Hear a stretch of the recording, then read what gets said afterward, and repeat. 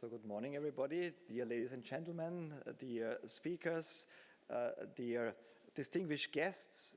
It's a great pleasure to welcome you on behalf of the Austrian Central Bank, the Österreichische Nationalbank, for the 94th East Jour Fixe of the OeNB. So it's the 94th edition, and today's edition is fully devoted to Ukraine. The OeNB has been hosting this event since 1991, and you can actually quickly calculate that there's more than one event every year, but not much more than one event every year. And it should always provide a high-profile discussion forum on economic developments and reforms in Central, Eastern and Southeastern Europe. And we have the abbreviation for this region, the CESE countries, Central, Eastern and Southeastern European countries. I'm very happy that today is a special day, as I said, because we organized the workshop together with the National Bank of Ukraine. And it's a great pleasure to welcome the first Deputy Governor of the NBU, the National Bank of Ukraine, Sergei Nikolaichuk. Thanks for coming.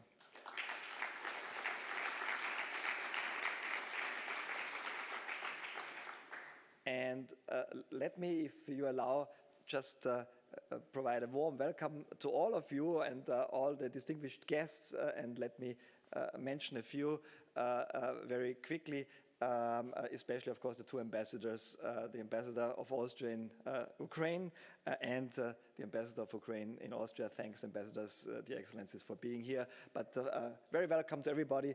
Excuses for not introducing many high-level and distinguished guests today.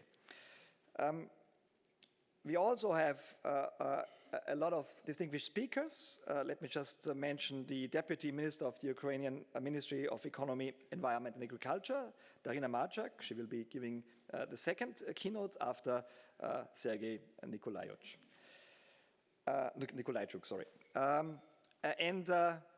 Of course, we'll talk about many important aspects that concerns the economy today. It is, of course, also the day for discussing security issues, and we're having the first Jour Fixe, East Jour Fixe, that is dedicated to a country that faces a full-scale war. It's the first full-scale war in Europe since the 1990s, the war in ex-Yugoslavia, and only 5 hours away, driving distance from Vienna. We have a war with all the war atrocities.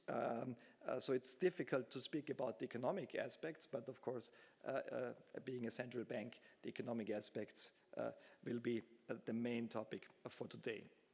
Let me say a few words on the economy.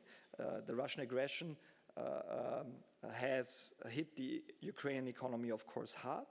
A steep decline of economic activity in 2022. This was a consequence, of course, of the destruction of production logistics facilities, particularly in the east of the country, immigration, internal displacement, a high level of uncertainty, but also, of course, constant interruptions of production in the entire country through alarms and through attacks. Yet, and that's something that's promising, Ukraine has managed to avoid a balance of payment or a financial crisis, despite the difficulties, with the help, of course, of some international financial support, but also by showing remarkable resilience and adaptability despite these multiple challenges for the economy. This is vital, as a functioning economy forms the basis for also military resistance. Naturally, economists find it hard to assess the security situation. We will consult an expert also in this field today.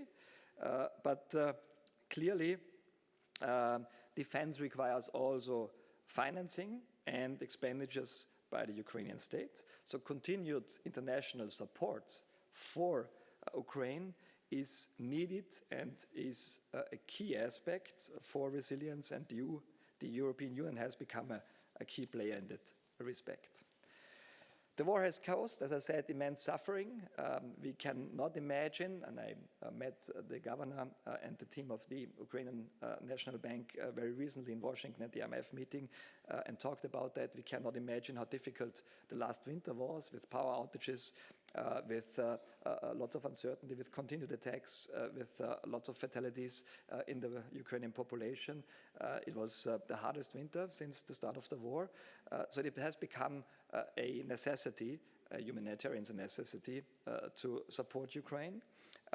But there is, of course, also another aspect to supporting Ukraine. It's an investment in security in the European Union and in Europe. We're talking about, of course, the economy today, and when we talk about the economy, also about the accession of Ukraine to the European Union. This is a very unique accession process, of course, where a country has to take reforms and preparations during a war, with, of course, occasional setbacks also in these reforms. But it is also, of course, a chance for the European Union. It is a chance in terms of the economic activity. It's a chance in terms of the reconstruction going on, and it's a chance, of course, to learn also from Ukraine how difficulties have been managed and how resilience of an economy could be pursued. Ukraine's accession process is unique, as I said. It coincides with the reconstruction, and it's not about rebuilding, it's also about creating strength and competitiveness and advancing also a transition of the energy sector and a more decentralized energy system. Our task today is to get a more detailed picture of the state of the Ukrainian economy and analyze the current challenges. Moreover, we will explore opportunities, share expertise, and contribute to a clearer understanding of what is needed for Ukraine's economic recovery and for the reform process ahead until full membership in the European Union. These insights exchanged here can help shape better policies, better partnerships, and better outcomes. Dear participants here in the room, and we have also online participants, thanks for taking part today, for your engagement, for your commitment, and for your participation in the discussion. I wish us all a very productive and inspiring event. I also thank the organizing team at the OeNB and at the NBU for organizing this event. It has been a very well-prepared event, and we are happy that many people showed up for our 94th East Jour Fixe. And I continue with the introduction of our first keynote speaker. I already mentioned him. He is the first deputy governor of the NBU since August 2025. But he has been with the NBU for quite a long time. He has now the role of overseeing financial stability, regulation for banks and non-bank financial institutions, but also international cooperation and European integration. He was responsible for monetary stability as a deputy governor, but he held several leadership positions, analytical positions, from economist to director of the Department of Monetary Policy and Economic Analysis over many years, from 2004 to 2019. He also served as a deputy minister of economic development, trade and agriculture in Ukraine, and is distinguished professor at the Kiev School of Economics. We're happy to have you, Sergei, and now the floor is yours. Thanks a lot.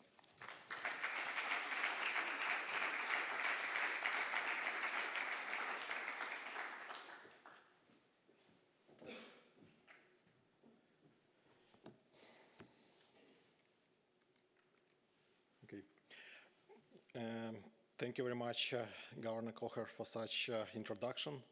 And let me start with my presentation and my speech.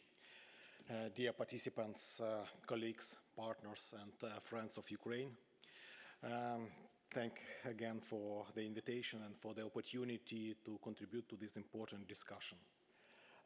Ukraine has been now enduring the 5th year under the conditions of the full-scale war, facing sustained air attacks and frontline hostilities. We continue to defend our country while remaining true to our values, principles, and sovereign choice.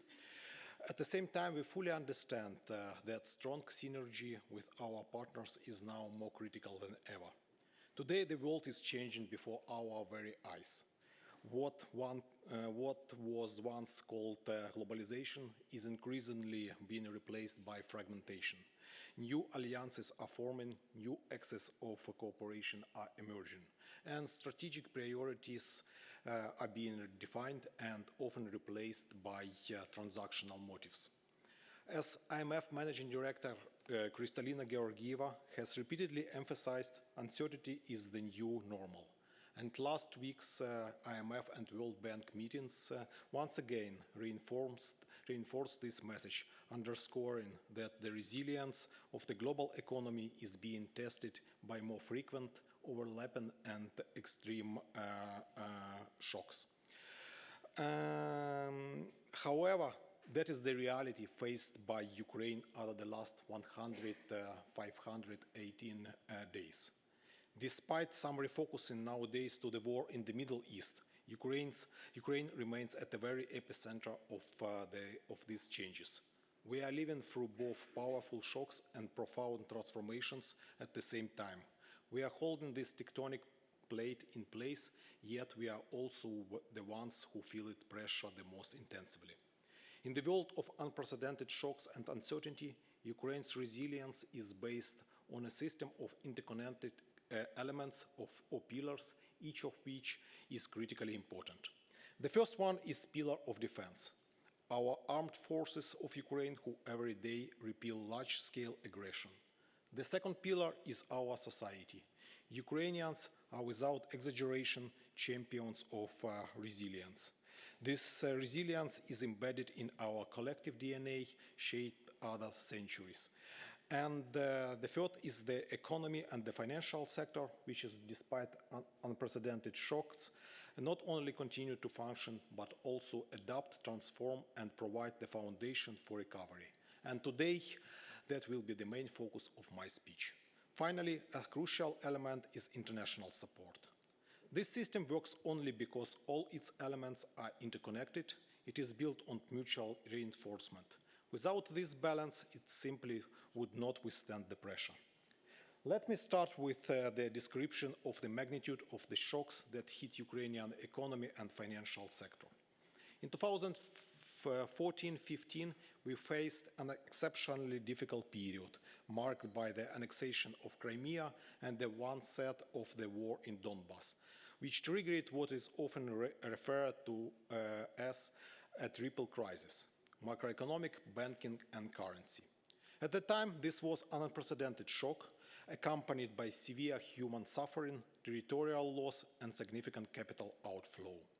According to the United Nations estimates, total conflict-related causalities between 2014 and 2021, so before the full-scale invasion, amounted to approximately 44,000 military and civilian lives. Besides, the annexation of Crimea and the occupation of parts of the eastern Ukraine also resulted in significant demographic loss. As of 2021, approximately 5.5 million persons, or around 12–13% of the pre-war population, resided in temporarily occupied territories. Russia's full-scale invasion in 2022 has been far larger in scale. At the peak of the offensive in March 2022, Russia occupied more than 26% of Ukraine's territory, including the 7% seized in 2014. As Ukraine continued to liberate its territory, the share of occupied land has declined to 19%. However, human and capital losses have been far more substantial.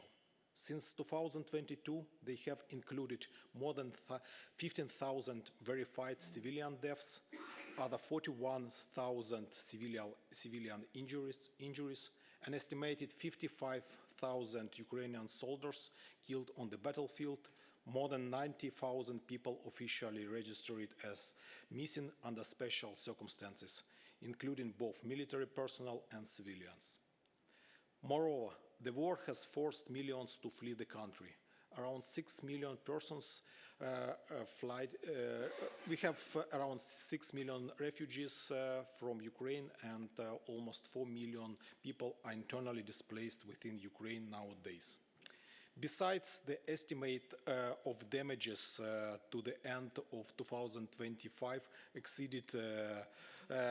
exceeds 195 billion.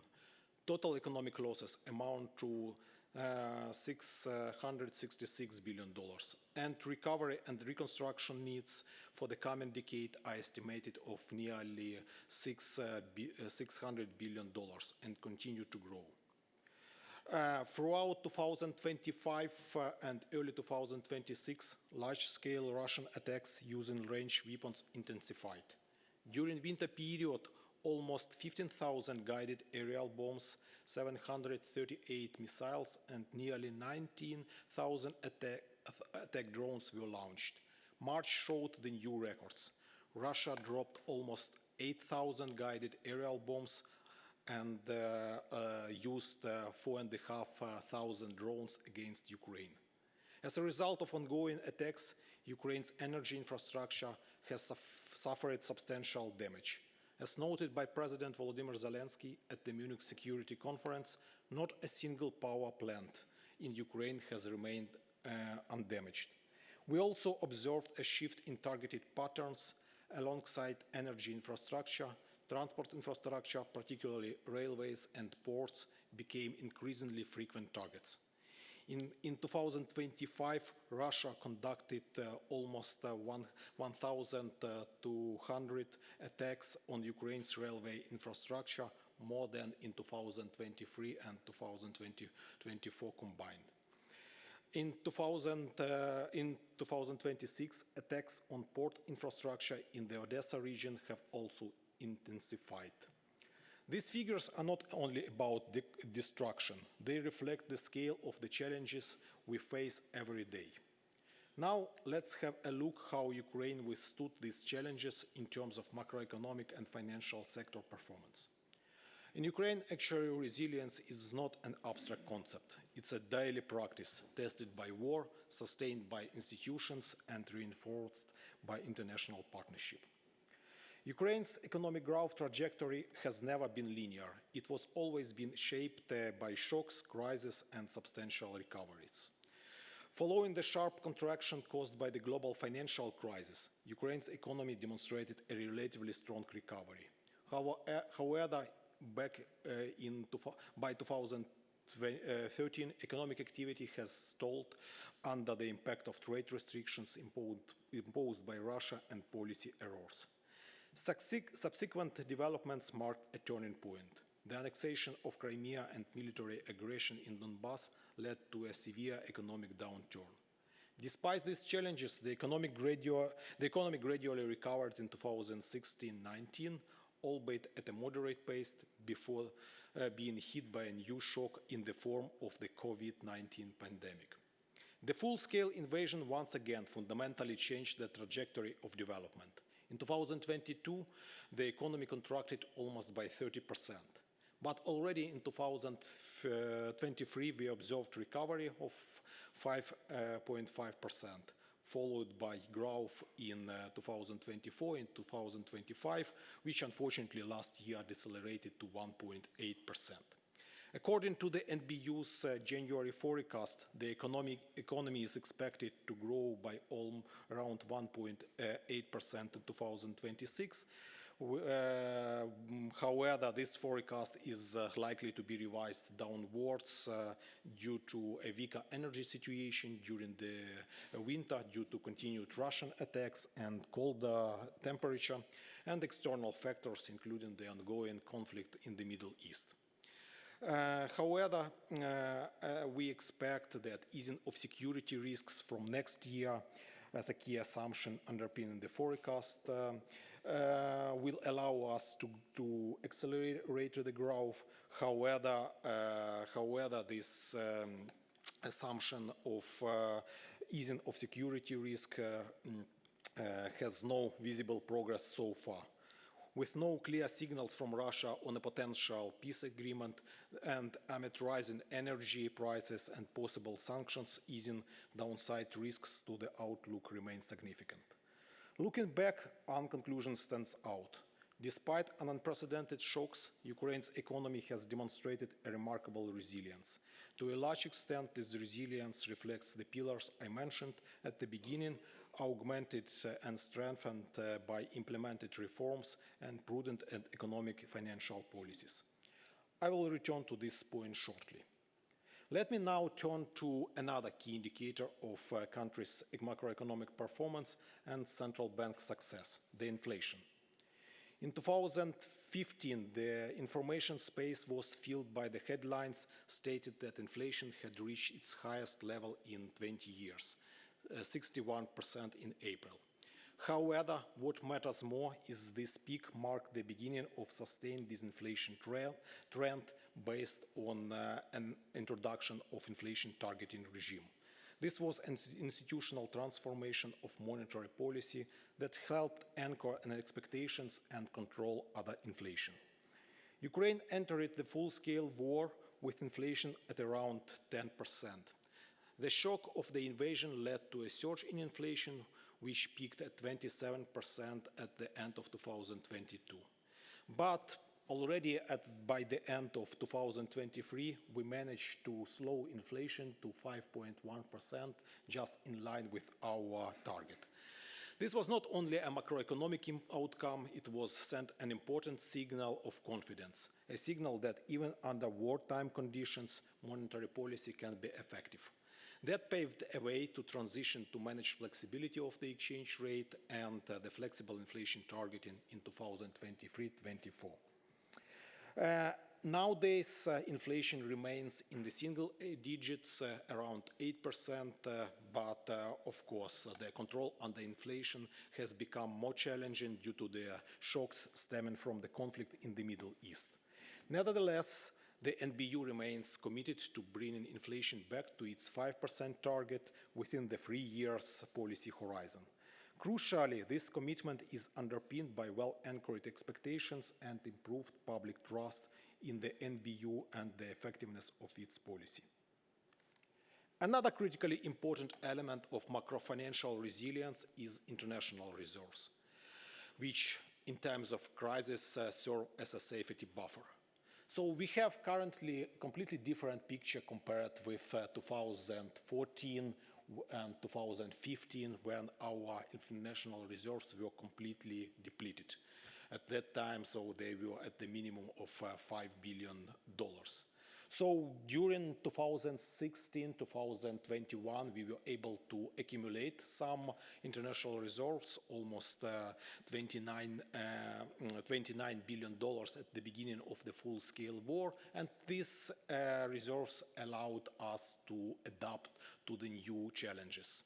And since July 2022, the NBU has been replenishing reserves, bringing them to the highest level in its history, $57 billion at the beginning of this year. This outcome reflects the combination of 3 factors. First, strong and predictable international support. Second, the stable functioning of the domestic debt market. And third, consistent NBU policies combining interest rate instruments with flexible exchange rate management. Together with these factors form the foundation of the macrofinancial resilience in the area of external sustainability. Also, as I mentioned earlier, in 2014-15, Ukraine faced a so-called triple crisis, with the banking crisis as one of its key components. During that period, we observed classical symptoms of systemic instability. For instance, 97 banks exited the market, representing around 30% of total sector assets at that time. The largest systemically important bank was nationalized with significant fiscal costs, which in overall amounted to around 16% of annual GDP. However, these days the picture is completely different. This time the banking sector has not amplified the shocks, it has been absorbing it. Only 12 banks exited the market, accounting for approximately 4% of the pre-war net assets, while one systemic bank was nationalized due to sanctions on its owners. Lending behavior is equally illustrative.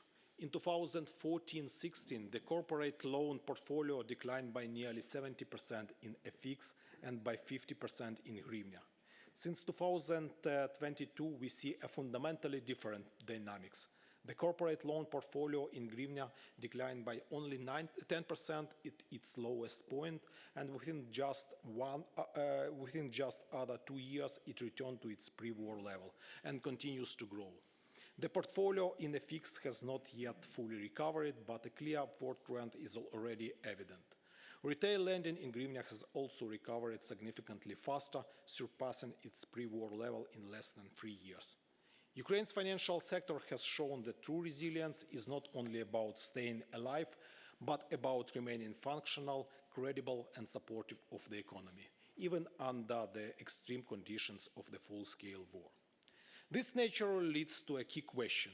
What exactly enabled Ukraine not only to withstand the most challenging moments, but also to gradually strengthen its economic resilience? For the NBU, the resilience begins long before the crisis, with reforms, strengthening institutional capacity, the proper preparation to potential challenges, and the readiness to act before uncertainty turns into instability. For instance, in 2015, when the NBU made a commitment to adopt an inflation targeting regime. Today, this step is widely recognized both domestically and internationally as one of the most successful and systemically important reforms following the revolution of dignity. So we do a lot of reforms, including strengthening the independence of the central bank in many respects. We substantially increased the transparency through regular reports, press briefings, and the introduction of quarterly inflation report, efforts that were internationally recognized with the Central Banking Transparency Award in 2019.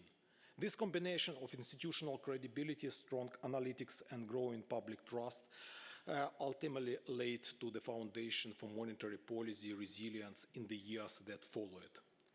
At the same time, a deep transformation in the banking sector was underway. Starting in 2015, the NBU implemented a comprehensive reform that effectively rebooted the banking system. Financial stability was established as the part of the NBU's mandate. Modern analytical tools were developed. Supervision transitioned to the risk-based approach, and we made a lot of efforts to improve our own capacities to deal with the banks. These reforms, systemic, consistent, and deep, laid the foundation that enabled the financial system not only to withstand the shocks of 2020 and 2022, but also to act as a stabilizing force for the economy. The full-scale invasion was undoubtedly a major shock, but it is important to emphasize it was not a shock we faced unprepared. As the governor of the NBU, Andriy Pyshny, aptly noted, in times of crisis, we do not rise to the level of our expectations. We fall to the level of our training. These frames became more than a military metaphor. It evolved into a guiding principle for the central bank during the wartime. The first hours of 24th February 2022 clearly demonstrated this. By around 10 a.m., effectively at the start of the working day, the NBU had already announced a comprehensive package of measures aimed at maintaining monetary and financial stability. The NBU acted swiftly, fixed the exchange rate, introduced tough capital controls, and offered the banks a massive liquidity support. This package was then supported by a broad set of targeted measures across several areas of the financial sector. At the same time, the NBU lifted operational pressures through easing some reporting requirements, adjusting supervisory procedures, and the temporary suspension of asset quality assessments and stress testing. As conditions evolved, many of these measures have been gradually relaxed or phased out, with the regulatory framework increasingly returning to its predefined roadmap. This necessary 180-degree shift helped preserve international reserves, stabilize the financial system, and contain inflationary pressures under the extraordinary conditions of wartime. Besides, I would like to highlight an initiative that was highly appreciated by our international partners, the Power Banking Network. Even prior to the full-scale invasion, the NBU had established a comprehensive framework for business continuity in the banking sector. Banks were required to maintain robust business continuity policies, conduct risk assessments, and regularly update their contingency plans. Since autumn 2022, when Russia began targeted attacks on energy infrastructure, these requirements were further strengthened and translated into practical solutions. Initially, our objective was to ensure that at least 35% of bank branches in each region remained operational during blackouts. Today, this capacity has expanded significantly, with other 50% of branches able to function under such conditions. As macroeconomic conditions gradually stabilized, our policy stance evolved. The effectiveness of the key policy rate as the main monetary instrument was strengthened. Inflation reinforced its role as the nominal anchor for expectations. Certain FX restrictions were cautiously eased, and the regime of managed exchange rate flexibility was introduced in October 2023. In 2024, the NBU transitioned to an interim monetary policy regime, flexible inflation targeting. Under this framework, monetary policy, as prior to the full-scale invasion, remains focused on achieving and maintaining price stability, bringing inflation back to the 5% target over the medium term. At the same time, the specific features of the new regime allow the NBU to respond more flexibly to shocks, tolerating moderate temporary deviations of inflation from the target to help the economy adapt to the changes in the domestic and external conditions. At the same time, Ukraine's financial sector is already moving decisively towards deeper integration with the European Union. During the full-scale war, the level of alignment of banking regulation with EU standards has increased substantially, from 50 to 78%. This progress has been driven by a comprehensive set of reforms. At the same time, further progress is already underway. By the end of 2025, we implemented many measures, including the updating requirements for managing credit risk concentration, revised capital requirements for operational risk, and the implementation of disclosure requirements under Pillar 3. Looking ahead, we are planning further steps, including the introduction of capital conservation and systemic important buffers, Pillar 2 and Pillar 3 enhancement, and many other initiatives. Our goal is clear: full alignment by the end of 2027. To achieve this, we are moving into a turbo mode of adaptation. For this purpose, the NBU has already developed a comprehensive roadmap, a new internal action plan for the implementation of EU integration measures. Besides, we are advancing the shadowing initiatives, implementing insurance market reforms, and developing capital markets infrastructure.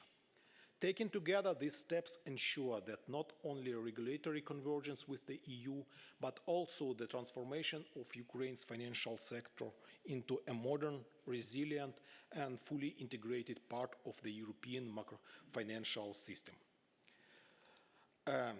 Ukraine's path proves a simple truth. Resilience is strongest when national effort is reinforced by trusted international partnership. Maintaining macro-financial stability, keeping inflation under control, strengthening the resilience of the banking sector, and advancing toward EU membership are achievements the NBU has made possible with the strong support of its international partners. External support remains a key pillar of Ukraine's macrofinancial resilience. It enables the financing of budget deficit and supports a high level of international reserves.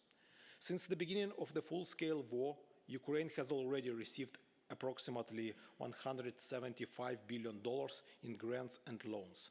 Support under the G7-era loans mechanism continues, while a new IMF program amounting to $8.1 billion was recently approved.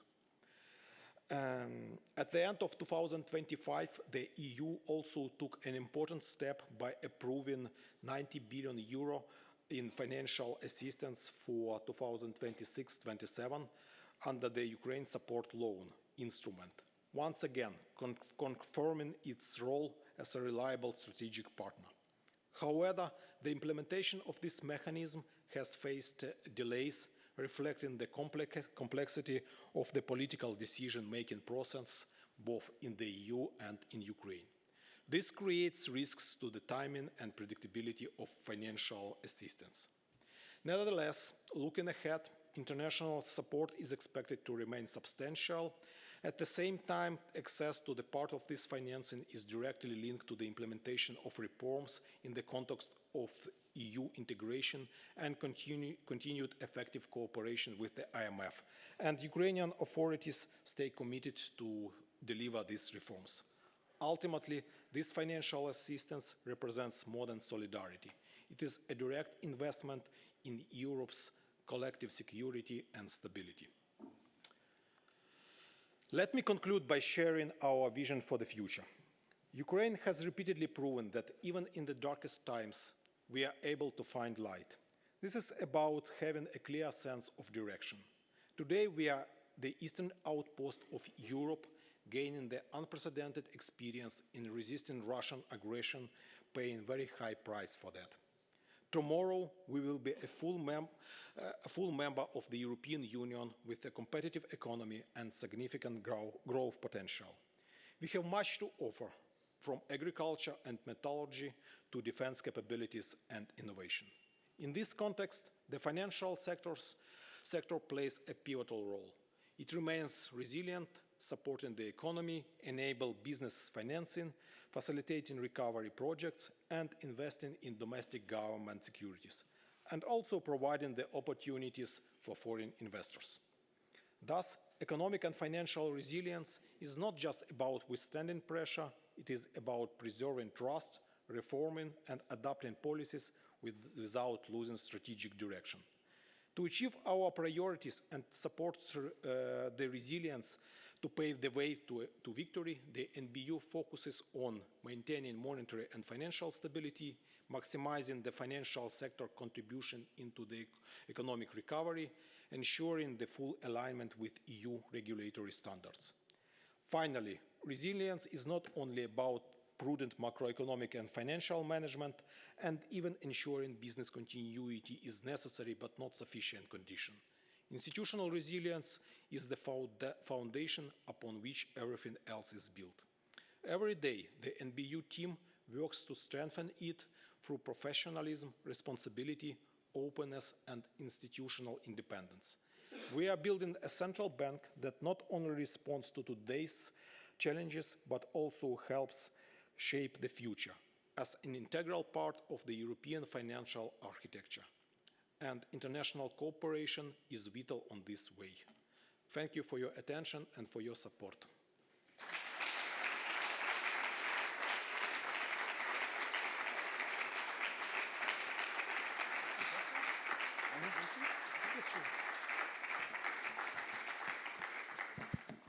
Thanks a lot, Governor. We have time for 2 quick questions, I would say. Please go ahead. I see 2. One is here and one is there. Mr. Governor, my question is about the future flexible exchange rates which you have announced you will introduce, and also about the exchange rate euro to hryvnia, which has, I think it's now at 50 to the euro, the hryvnia. So it was pre-war about 29, so it had lost about half the value. And we have made better experience actually in the Western Balkans with fixed exchange rates and also introduction of the euro in Kosovo, Montenegro, a euro back in Macedonia and in Bosnia. And isn't that a wiser move given the fact that we are also now financing this week? I think the decision will come for the release of the 90 billion. So we are heavily invested in Ukraine. You are very much depending on us. Our currency is the euro. Maybe the euro would be a better option for Ukraine. Thanks a lot. Well, definitely as we become a member of the European Union and then the member of euro area, so the euro will be our currency. But in the current conditions, so having our own currency allows much more flexibility for us. For instance, in 2022, the depreciation of our currency has contributed to the improvement of our competitiveness, and also it allowed us to use monetary tools to support the government at the moment when anyone can help us. It would be impossible if at that time we relied, we used to have the euroization like in Montenegro, or we used to rely heavily on the fixed exchange rate, actually. So fixed exchange rate was important at that moment in order to calm the panic, in order to provide some stabilization anchor for the economy. But as we move forward to some normalization, so definitely we need this macroeconomic instrument to better navigate the economy and financial sector. The second question, I think there. Perfect. Sorry, the mic is coming. And we take a last one there, a quick one, because we're already over our time slot. Please go ahead. Thank you very much. Tomas Lacik, Central Bank of Austria. Very interesting presentation. Apologies for my ignorance, but I should have done my homework, and then I would probably not have to ask this question. But you showed partially data, time series, that started well before 2014 and continuing up until today. I'm wondering, this was data only about the actual territory of Ukraine, without the occupied territory, and if so, how does it compare the data before 2014 or before 2022? And one more follow-up question, do you happen to have information also about the economic developments on the occupied territories, inflation, GDP-wise, unemployment-wise, and so on? Thank you. Thank you very much for this question. Definitely one of the struggle for the central bank and for economies in our circumstances is dealing with, with the territories which are uncontrolled by Ukrainian authorities, or the territories where we have active military hostilities. And so our statistical agencies used different approaches to this area. For instance, in 2014, when we look at the economic growth data, so they analyze the territories, so the dynamics, the changes of the GDP in the territories without the Crimea, both in 2013 and in 2014. But if we we compare more or less the same territories. But if we look at the situation with the data during the full-scale war, actually our understanding, based on our conversation with our state statistics service, that nowadays the statistician just take the data from the territories which are controlled by Ukrainian authorities, and where businesses and other entities provide the statistical reports, and they compare it. For example, it could be a little bit different sets of data for different periods, as situation with the front line is changing every day. And regarding the statistical data on uncontrolled territories, we don't have this data for obvious reasons, because entities from there do not provide the statistical reports. So we may just follow some news, some anecdotal evidence, what is going there. But frankly speaking, we are much more interested on what is going on the territories which are under control of Ukrainian authorities. We have a last question, a short one by Franz Nauschnick. Thank you. Franz Nauschnick, formerly Austrian Central Bank, now retired. My question is, you said align with EU regulations. For example, we in the Austrian Central Bank, we had a very good experience cooperating with the new member countries in Eastern Europe and the central banks especially, to align them and advise them how to approach EU regulations and how to implement it. And in addition, what you could do, you could request also Eurosystem assistance, for example, for Serbia. We did a real blueprint for aligning to EU law. Mm-hmm. And I think I have to congratulate you. I did a technical assistance, and you had 3 central banks from the EU advising you, so with different experiences, and it was quite good. Yes, thank you very much. So I would like to repeat and confirm that in a large extent, so the progress which was achieved by the central bank was the outcome of extensive technical cooperation with international financial institutions like the IMF and World Bank, but also with the central bank community in different ways. So, and we really appreciate this support, and definitely we are going to rely on it in future. On the other hand, from our side, we also, despite all challenges we face, we also try to share our experience, and we, for instance, have already some bilateral exchange with many central banks, including the Austrian Central Bank, on our experience which we got with such high price. Thank you. So thanks for this cooperation, and thanks a lot, Sergey, again for your keynote. Thanks. Thank you very much.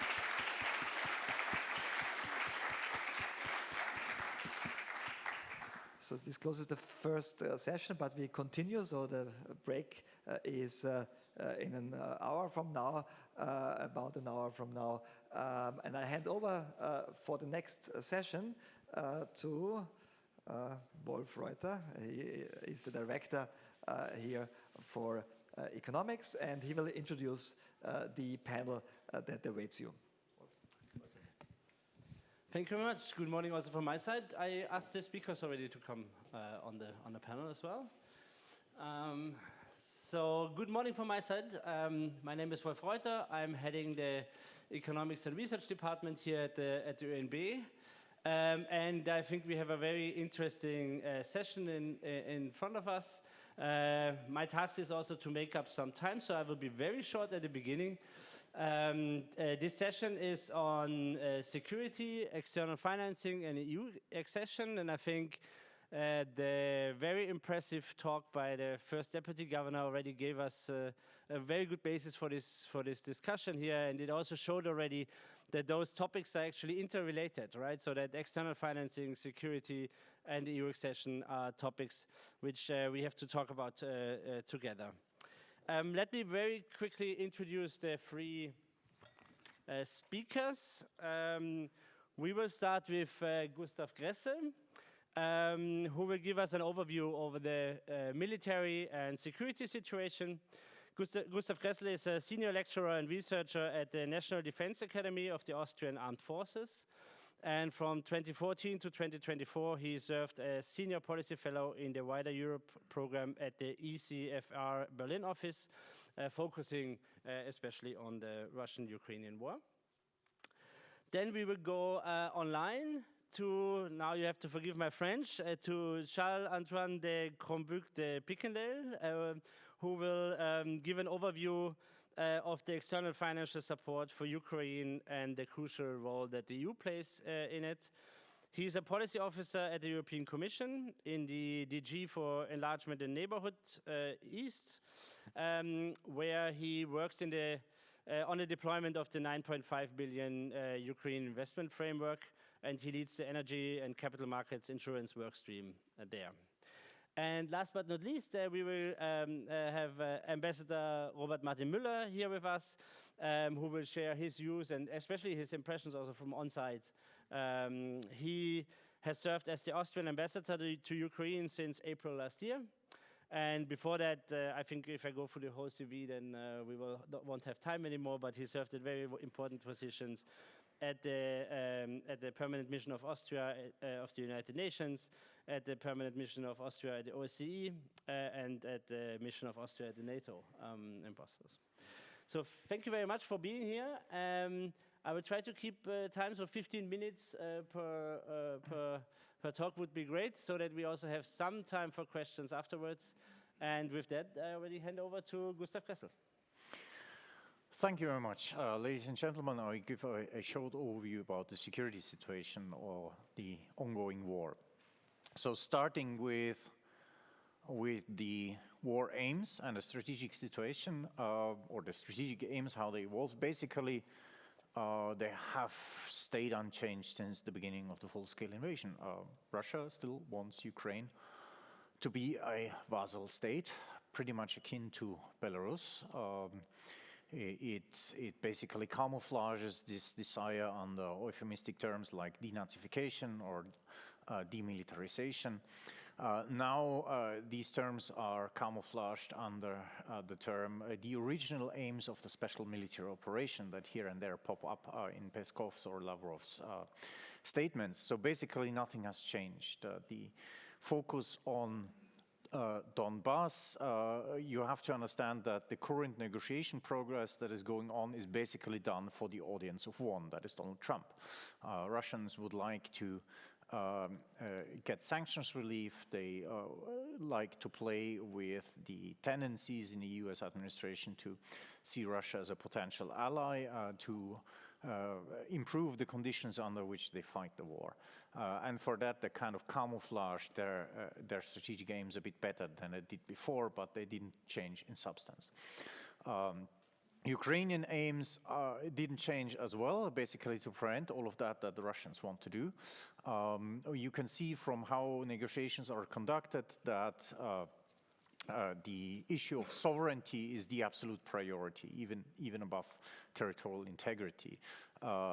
Sovereignty means to basically elect your own government and to have the freedom to pursue your foreign and domestic politics as you like and not as Moscow prescribes.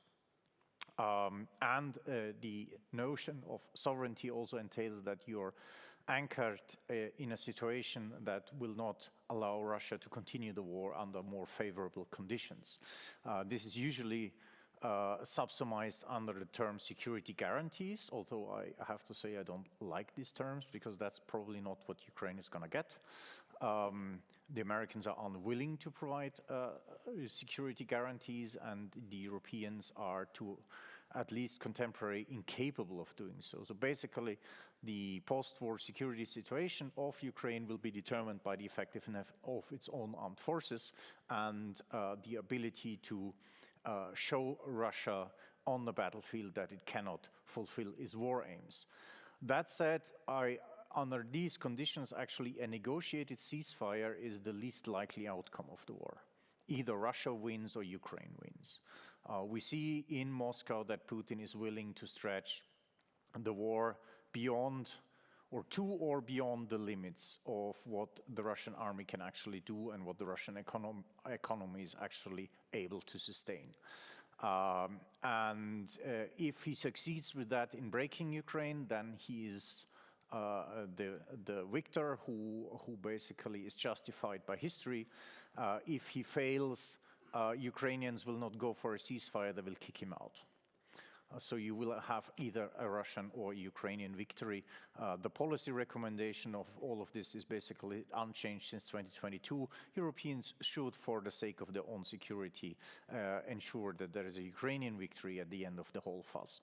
But that brings me to the next point: how do you achieve that militarily? Of course, the pace of advances of the Russian armed forces are not very great, but unfortunately, that's not the point of conducting offensives.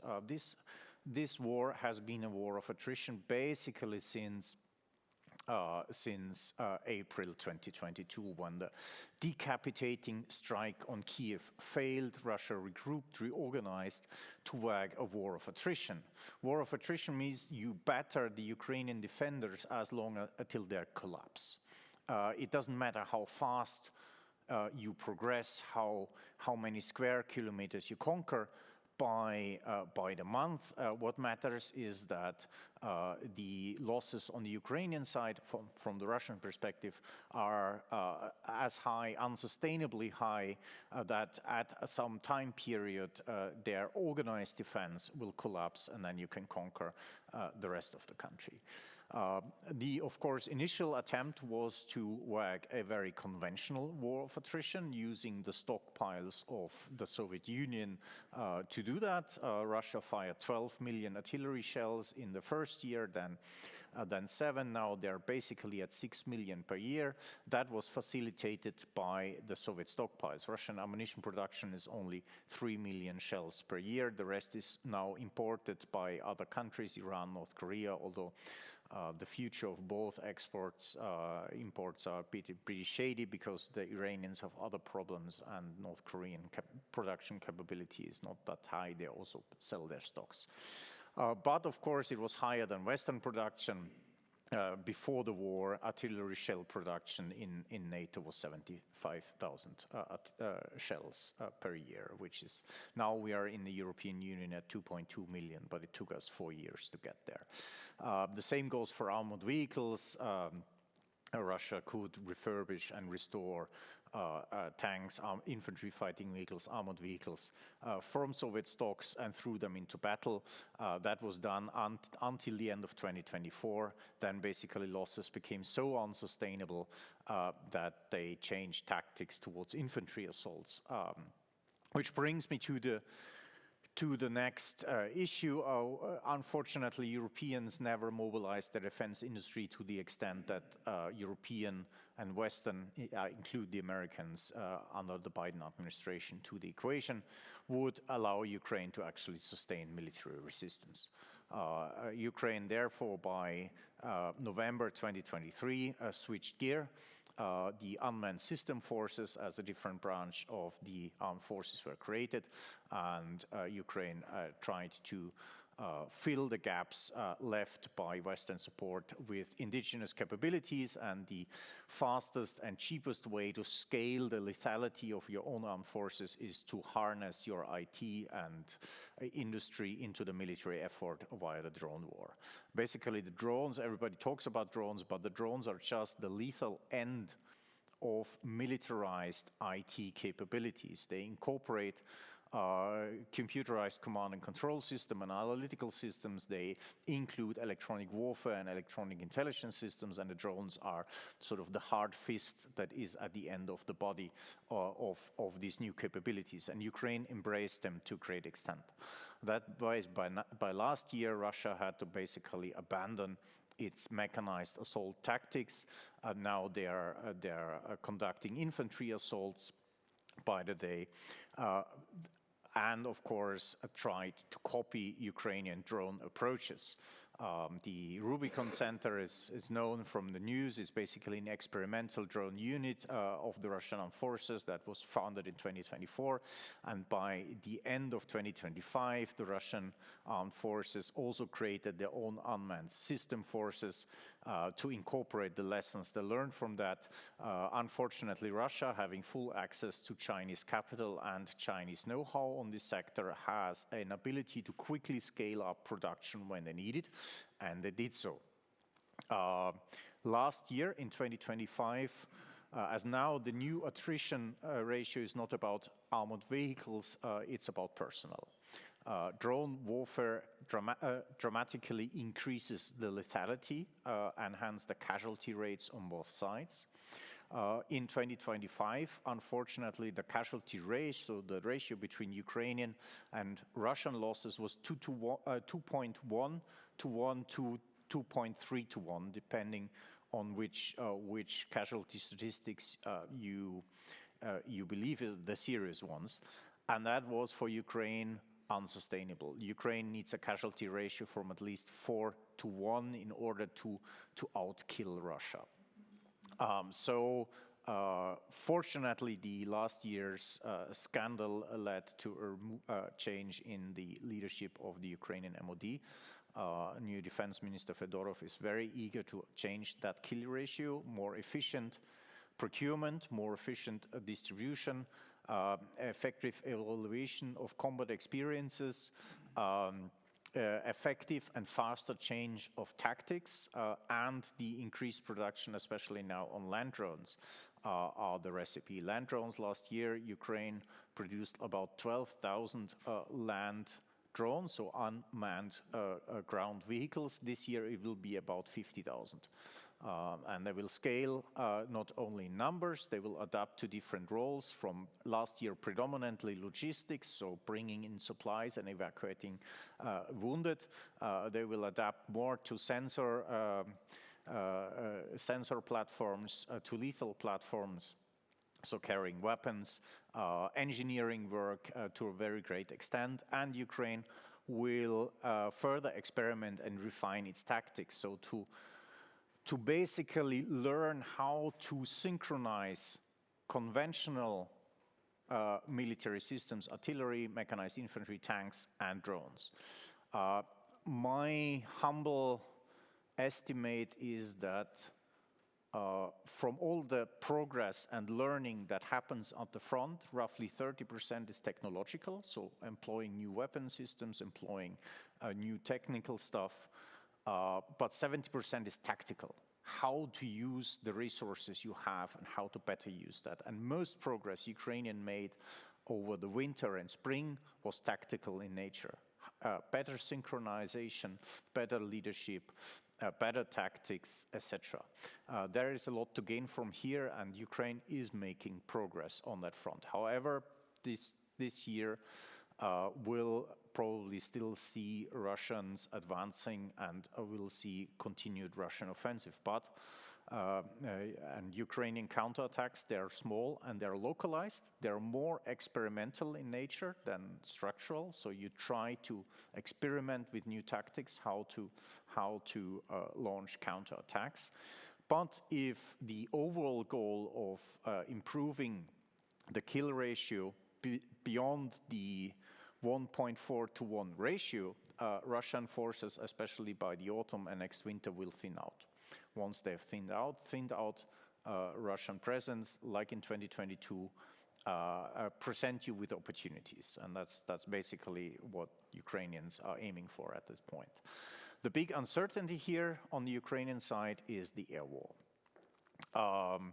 Russia is scheduled to produce 1,000 ballistic missiles this year. That includes North Korean imports. Roughly 3,000 cruise missiles this year. And it wants to reduce up to 120,000 long-range attack drones this year. The production of defensive missiles cannot cope with that demand. The Americans produce about 650 Patriot PAC-3 and 250 Patriot PAC-2. The European counterpart, the Oesterreichische, will this year reach a 300 per year threshold in production, which is a dramatic increase from pre-war standards, but it's still not enough. German Iris-T will be produced about 1,000 a year, and the American counterpart, the AM-120, will be, their production rates are at about 1,400 a year. The problem is, while the European missiles, you have about 75% of all production going to Ukraine, on the American-produced missiles, we have a steady drop in deliveries. The whole winter package for Ukraine this year was 150 Patriot PAC-3s and 150 Patriot PAC-2s, which is extremely little. And with the high demand of these missiles in the Gulf and the Americans redirecting or reaching delivery priorities to the Gulf states and its own armed forces, actually nobody, neither me here nor people in Kiev, know how much Ukraine will get for the next winter.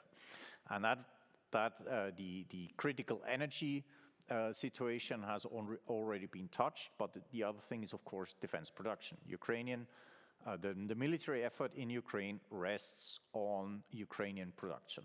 It rests on Ukrainian development, and that is all done in Ukraine. If Russia is free to strike these production lines, Ukrainian defenders will be in trouble. Ukraine tries to prevent that by, one, trying to outsource production, at least partially, into EU countries. Part two, by striking the production line to launchers. So you need a larger, even under optimal conditions, Ukraine would have needed to destroy roughly 1/3 of Russian air ammunition from the production line to the launcher. Now this share will increase. You already see Ukrainian unmanned system forces trying to hunt launchers for Iskanders, trying also to attack with drones air bases to push Russian fighter jets to deeper bases and decrease their daily launch ratios. Strike at chemical plants, at metallurgical plants that produce special parts for missile production. You see where we are going. The thing is, of course, we'll probably by the next winter see quantitatively where we arrive. It's a very demanding campaign. When you look at the internet and you see on Telegram all the channels where a drone strikes for example, Russian air defense system, then that is really underrepresented in the complexity of the operation. If you want to strike a Russian air defense systems, you have to do reconnaissance into the rear, electronic to measure the radar's emission, and the multiple radars and sensors and signaling equipment that is protecting this air defense system. Then you have to use bomber drones to kill the accompanying Jour. You have to use FPV drones to kill the Russian drone defense. Then you can fly in with medium-range attack drones to get the close-in air defense system for that S-400. Then the telegraphed attack on the S-400 happens. That's what you see actually in media. And killing the S-400 is the precondition for further strike mission into the Russian rear. So this is a very complex operation that commands cooperation of very different sensors and assets, and it's something that will progress only slowly. So sorry for not giving exact predictions where we will end up by next winter. It's still an open battle that Ukraine is making a lot of progress towards achieving a better result by next autumn. But given the complexity and size of these operations, it's really hard to tell where we'll end up. The Russians, unfortunately, are learning as well. Thank you. Thank you for that comprehensive overview of the military situation. I think we already heard that among others, also external support is important, and for that, especially for the external financing from the EU, I give to Brussels and ask you to give your talk. Thanks a lot. I mean, it's really a pleasure to be here online. I'm very sorry I couldn't make the travels to Vienna. It's my city of heart. I used to study here. We have so many good friends and so many good support coming from Austria, and this event is just the pinnacle of that. Thanks so much, and I think with the panel that we have in front of you, you'll get a bit of an encyclopedia about some elements, especially given that I will not speak about the military, but rather, as you know, speak more about what we're currently doing with the Ukraine facility and overall inside DG Ernest about enlargement and about actually support to the country. So you should be able to see my screen now.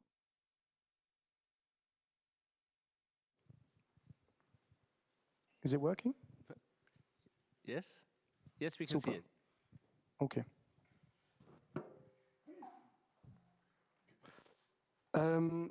So, I mean, this is all public information that I try to scoop on one slide.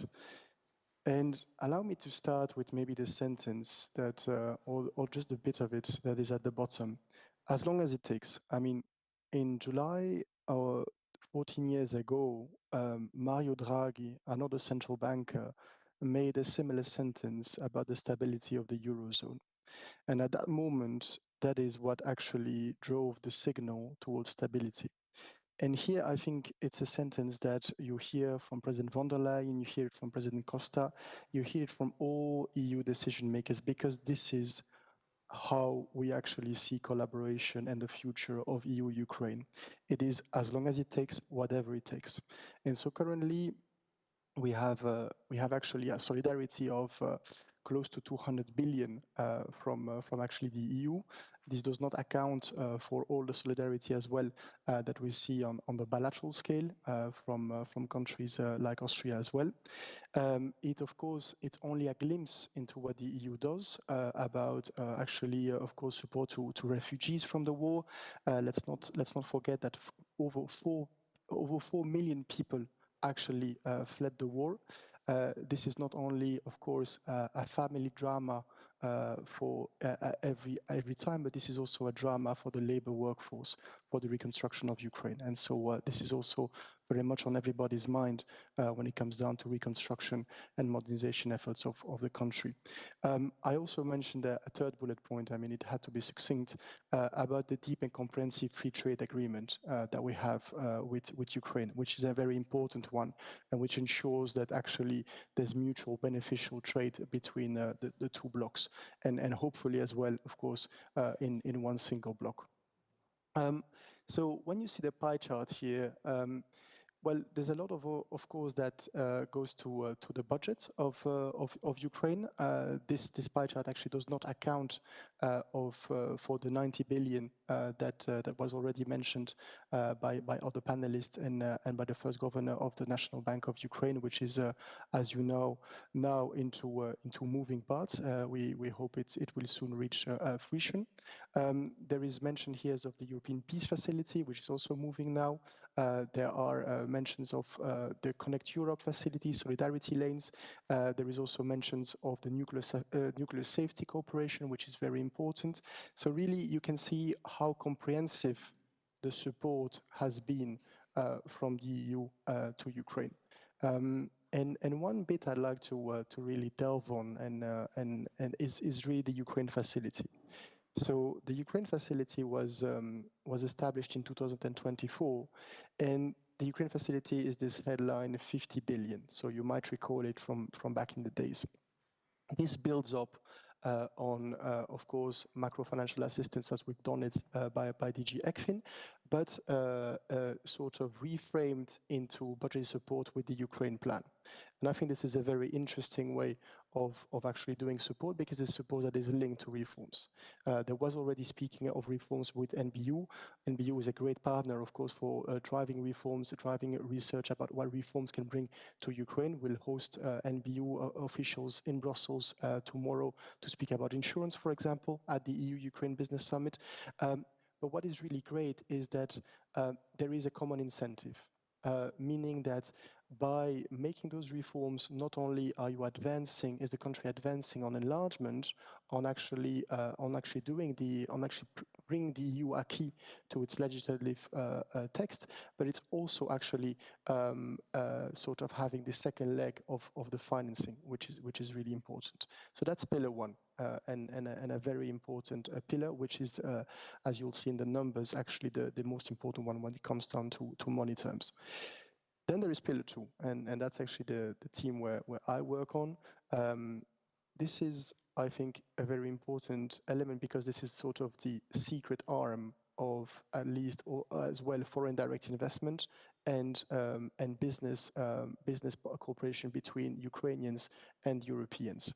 And I'll give you a couple of examples of what we've already have achieved with the 9.5 billion that is actually under management here in pillar two. There's a KPI for SME target, there is technical assistance, and all of that is building on the successes of European Fund for Sustainable Development Plus.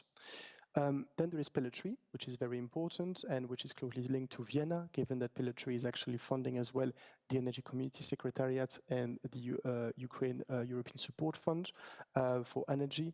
And there again, it is actually sort of helping for the EU acquis, for structural reforms. It is support to civil society, which is very important. And there's also coverage of interest rate subsidy, which I'm sure everybody knows what this means and how important it is for Ukraine. So the Ukraine facility is currently in full implementation mode.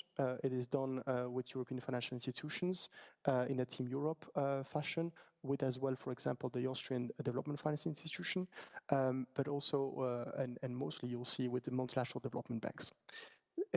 Close coordination is ensured between all donors with the Ukraine donor platform. So that's a very important tool that was also set up during the Biden era with a very strong involvement of the US.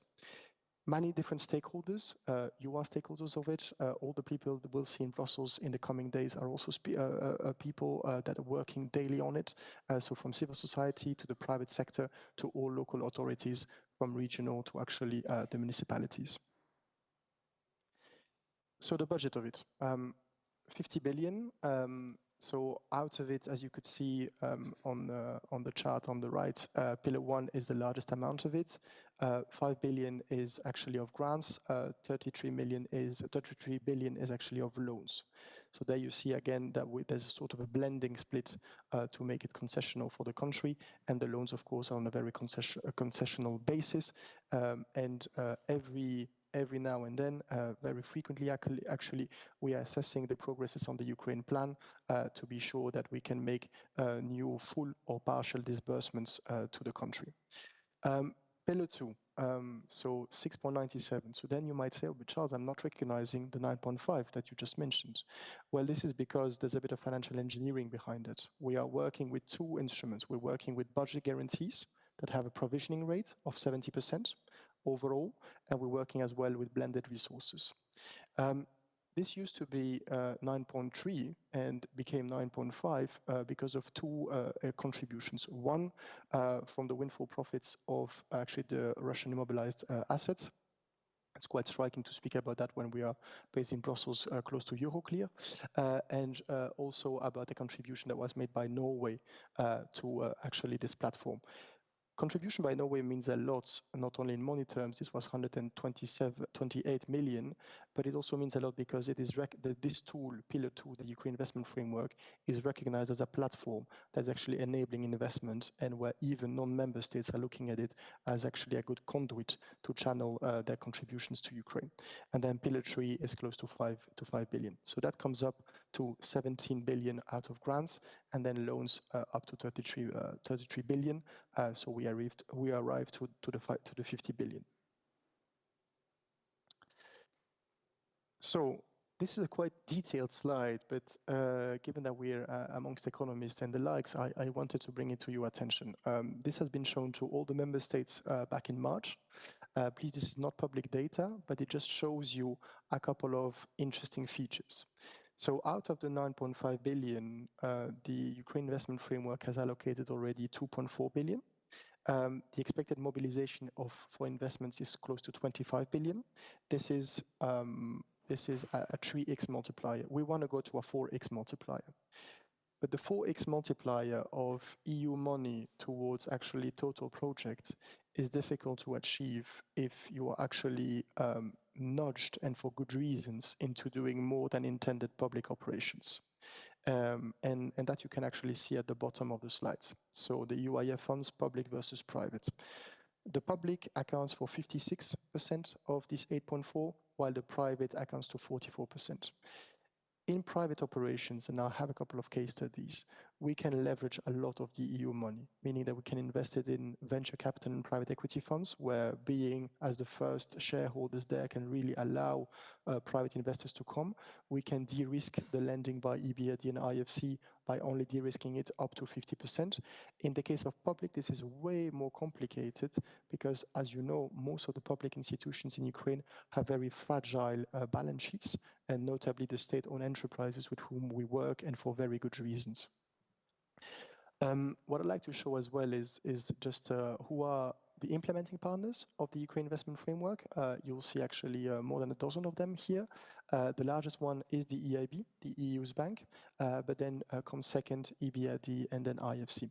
What is really important, of course, is the local knowledge, and I think that there, for example, EBRD is really the champion with really a lot of Ukrainian staff. It means a lot, and also a local presence since decades in the country. The EU funds, the UIF funds per sector. Energy is the most important sector. It is the one where I lead the team's effort on. It's the most important sector also because of one specific transaction that we did, which is the support to Naftogaz. Over the summer, it became very alerting the level of actually gas into storage, especially as Ukraine had not been able to replenish the storage with its own production. The own production had been actually many times shelled by the Russians. So that means that there was a need for imports, and at that moment we actually mobilized close to 1 billion financing to make sure about that. This is not only about helping a company, it is helping actually families in Ukraine get the gas to the stoves and be able to actually cook the meals for the children. So that's a thing we're very proud of to have done that, but that comes also with a cost of opportunity compared to the other priorities. So allow me just to say a bit about energy. The first governor of the NBU told us about how energy was important in, of course, GDP growth and into the wider state of public affairs of the country. So we have outlined 5 priorities. This is all coming from the statement of our President von der Leyen made on the 24th of February, which is what's called Repair, Rebuild and Restart. Where there is actually an amount of 920 million that was announced. Unfortunately, this is not only new money, the 920, this is also about the commitment of the UIF about disbursements still this year with implications for the next winter. So new electricity, this is very important, make it decentralized. I'm sure Gustav will agree that decentralized and electricity generation is good as well for security. I mean, the Russians might be making a lot of mistakes, but surely they have maybe roughly a mathematical thinking about the cost that it is to strike a wind turbine in the west of Ukraine compared to the price of the missile itself. So that's important. That also allows that any targeting of substations is actually reduced in importance. So there we work a lot with EBRD, IFC. We work with one player that is really important and that is making traction in the country, which is Power One. So this was an initiative that was launched about gas peakers and BESS. And so really there you see the importance of the private sector, local expertise, but also SOEs like Ukrhydroenergo. On gas supplies, I mentioned the 1 billion. So this is indeed what we've done with Naftogaz. It was an important action. It was a very price-sensitive procurement that we conducted, with also, let it be said, a declaration of honor by all suppliers to not use Russian gas. That's important. We're going actually beyond what the current legislation is, but that was really important that it would not benefit Russia at all. And their players in Switzerland and in the UK as traders were very important. Heat supply, so that's very important because it's been shelled a lot as well. It's working with the EIB about district heating. It's working with a lot of IFIs that have pipelines with actually DSOs and other players across the country. We're very glad to have recently allocated a new amount to Kyiv Teploenergo to make sure that actually winterization efforts can be done as well. Priority number 4. So here, stability and improvement of the grids, that's very important. We see that the grid is not always on par as well in the EU. The UIF allocated at onset 100 million to KfW for support to Ukrenergo, so about passive protection, and that's very important. Now, of course, on passive protection, we're learning by the day as well about how to make it better, and so we also have other allocations that are there for actually stability and improvement of the structure. Then about energy efficiency. it's good to put, of course, new electricity back online, but it's also good if there can be lower consumption at medium and long term. And so this is also why we're working, especially with EIB, about building back better with more energy efficiency gains into public but also private buildings. So yes, the UIF is very committed to energy. This is the main priority. This is a priority set by the President herself. We have computed that there will be in 2026 over 800 million of disbursements. I am monitoring this with the banks every day, and this is very important to make sure that we are not in a critical situation when winter comes, but nevertheless all efforts are needed to make sure of that. So a couple of case studies, and please stop me if I'm taking too much time. I would need you to have like close in 1 or 2 minutes. Is that okay? Super, but then I'll go to the best ones. So with Hydroenergo, very important to work with SOEs, very important to work with SOEs that work in renewable energy that have been heavily targeted by Russia. Completely other scheme, Horizon Capital, Dragon Capital, key players in the private equity. Those are the players that will crowd in private investors from the EU, from Austria, from beyond. It's important. And so that is why with IFC, we've actually de-risked IFC's investment into Horizon Capital. And we're also launching the European fund for the European flagship fund for the reconstruction of Ukraine with Dragon and Amber Capital. Power One, I already explained that one, very important gas peakers, BESS.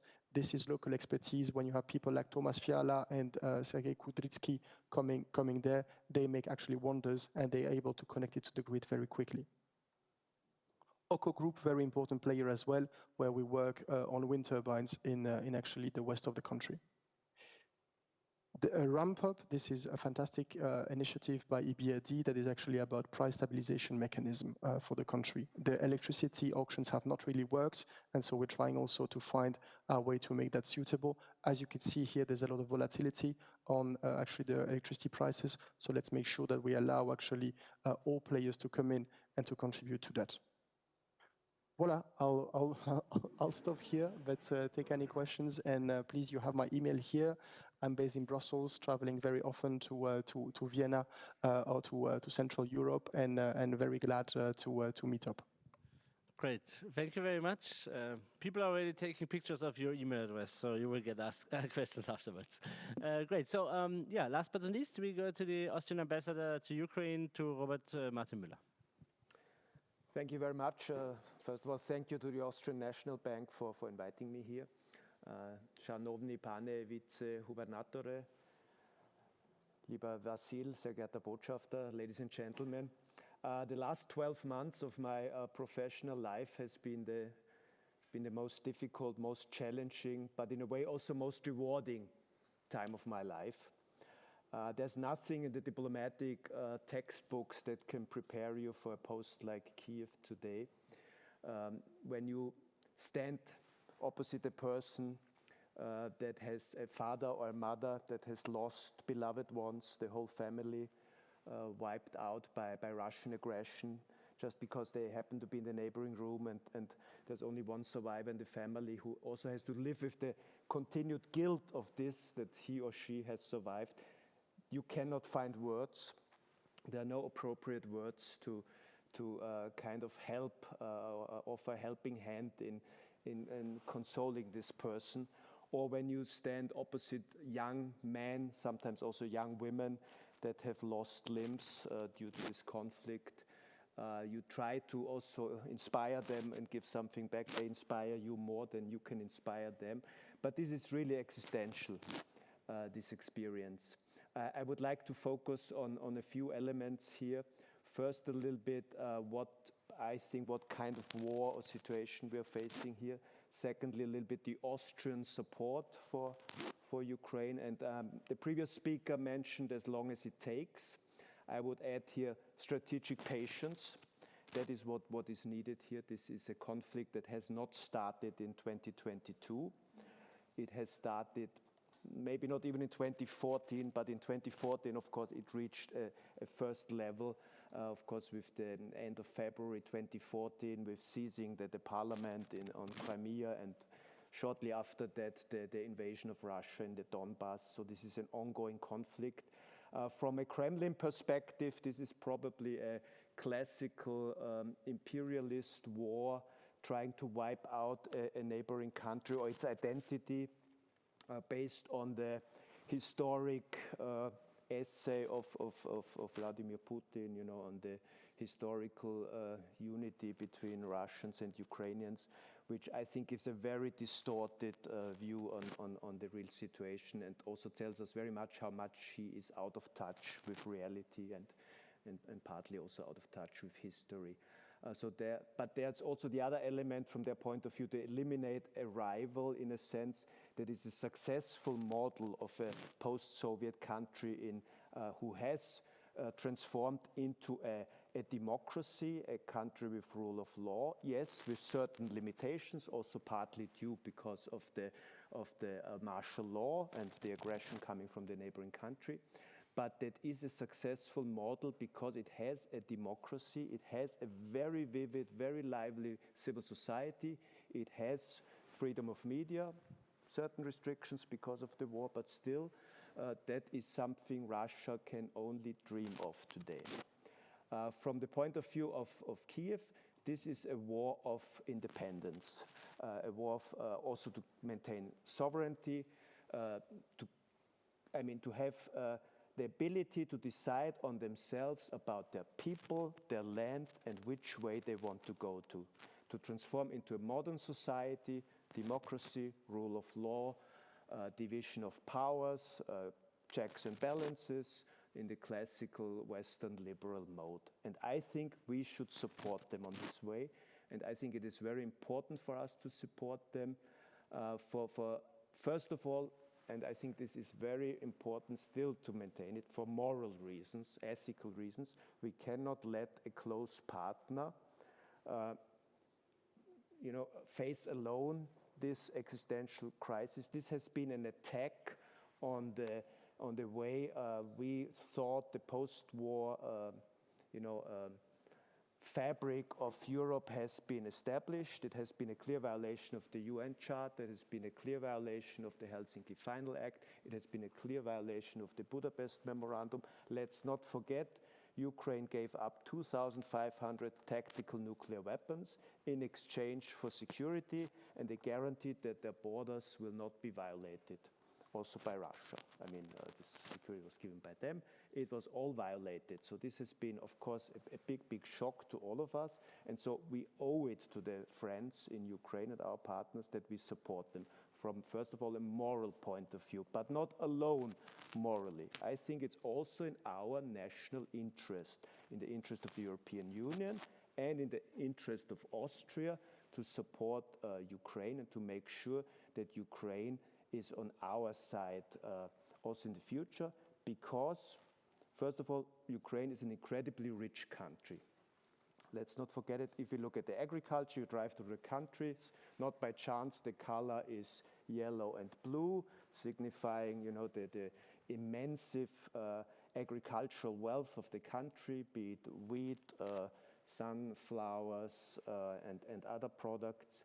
I think 25% of the most fertile soil on the planet, the Chornosem, are in Ukraine. I think about half the country disposes of this great soil.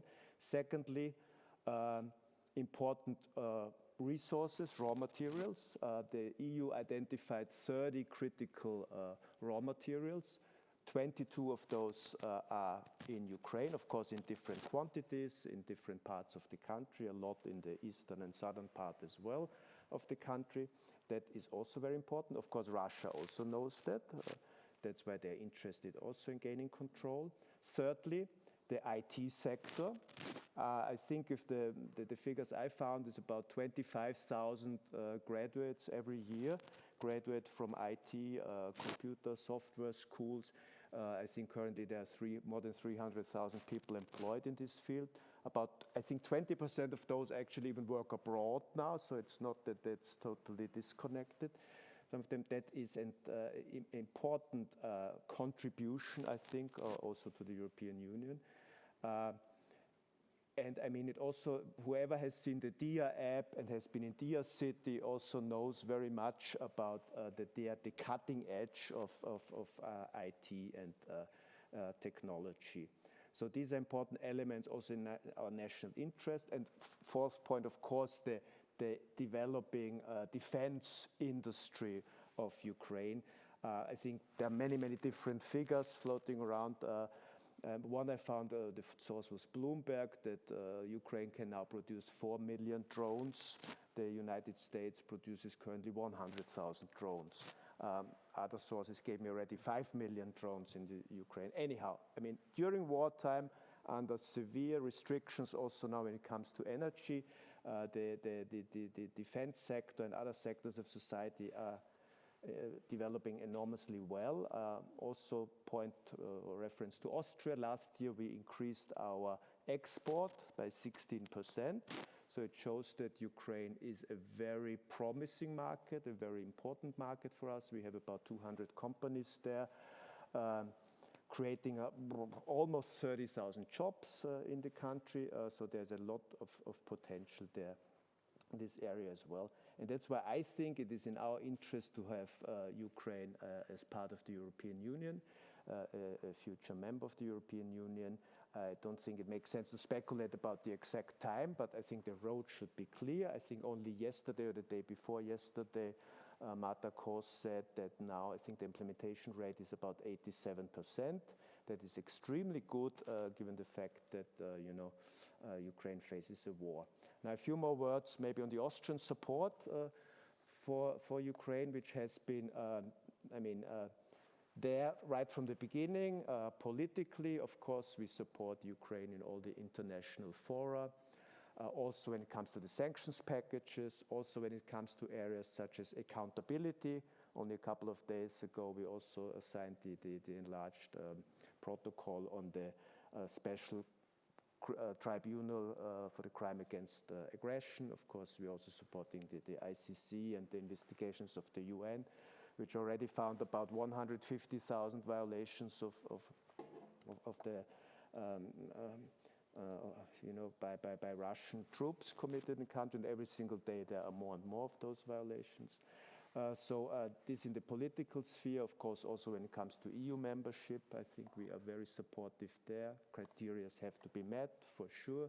Secondly, in the humanitarian financial aspect, Austria is now an observer in the Ukraine support platform or donor platform.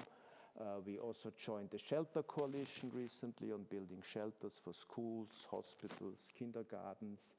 Also in this area, we support all the UN institutions plus the ICRC in the country, some smaller NGOs as well, Austrian NGOs and some Ukrainian NGOs across the field. I think there are areas from humanitarian demining to like shelter, for example, a lot in the health sector. Of course, we also support the International Atomic Energy Agency, its activities there. So I think we are certainly in the top 20 group of international global supporters of Ukraine. That's why we're also in the support platform. Again and again, I say strategic patience. This is not something we should, stop doing now. We have made an investment. This is a very valuable investment, and the Ukrainians are very, very grateful for that investment. Also culturally, I think this is something during the last couple of months where we faced the most difficult winter in the history of Ukraine since independence, partly because of the weather, but even more so because of the ongoing Russian aggression, which clearly aimed at making life intolerable for as many citizens as possible in the country. I think in this context, offering also culture, music, literature, other forms of culture was extremely important. We try to contribute in this area. I think we have a good standing there, also given our close historical ties with Ukraine. And I'm very committed to continue doing this work. As I said in the very beginning, this is a very rewarding job because I get so much back from our friends and partners in Ukraine as well. And I'm happy to continue working with them for the next couple of years and hopefully see an end to the conflict. maybe very last remark, yes, it's a bit stalled now, the peace negotiations or peace discussions, but I think as long as Russia is not ready to slow down, or at least to start serious negotiations, not with maximalistic positions, I do not see really a progress or breakthrough at the time being, because from the Ukrainian point of view, why would you give up territory and people that are not even yet occupied by the Russian forces? It's simply morally outrageous to even consider such a question for the time being. I will stop here, and thank you very much once again for the invitation. Thank you.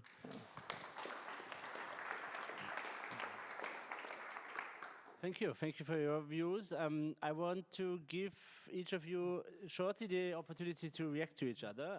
We are already eating into a coffee break, so it has to be a bit short.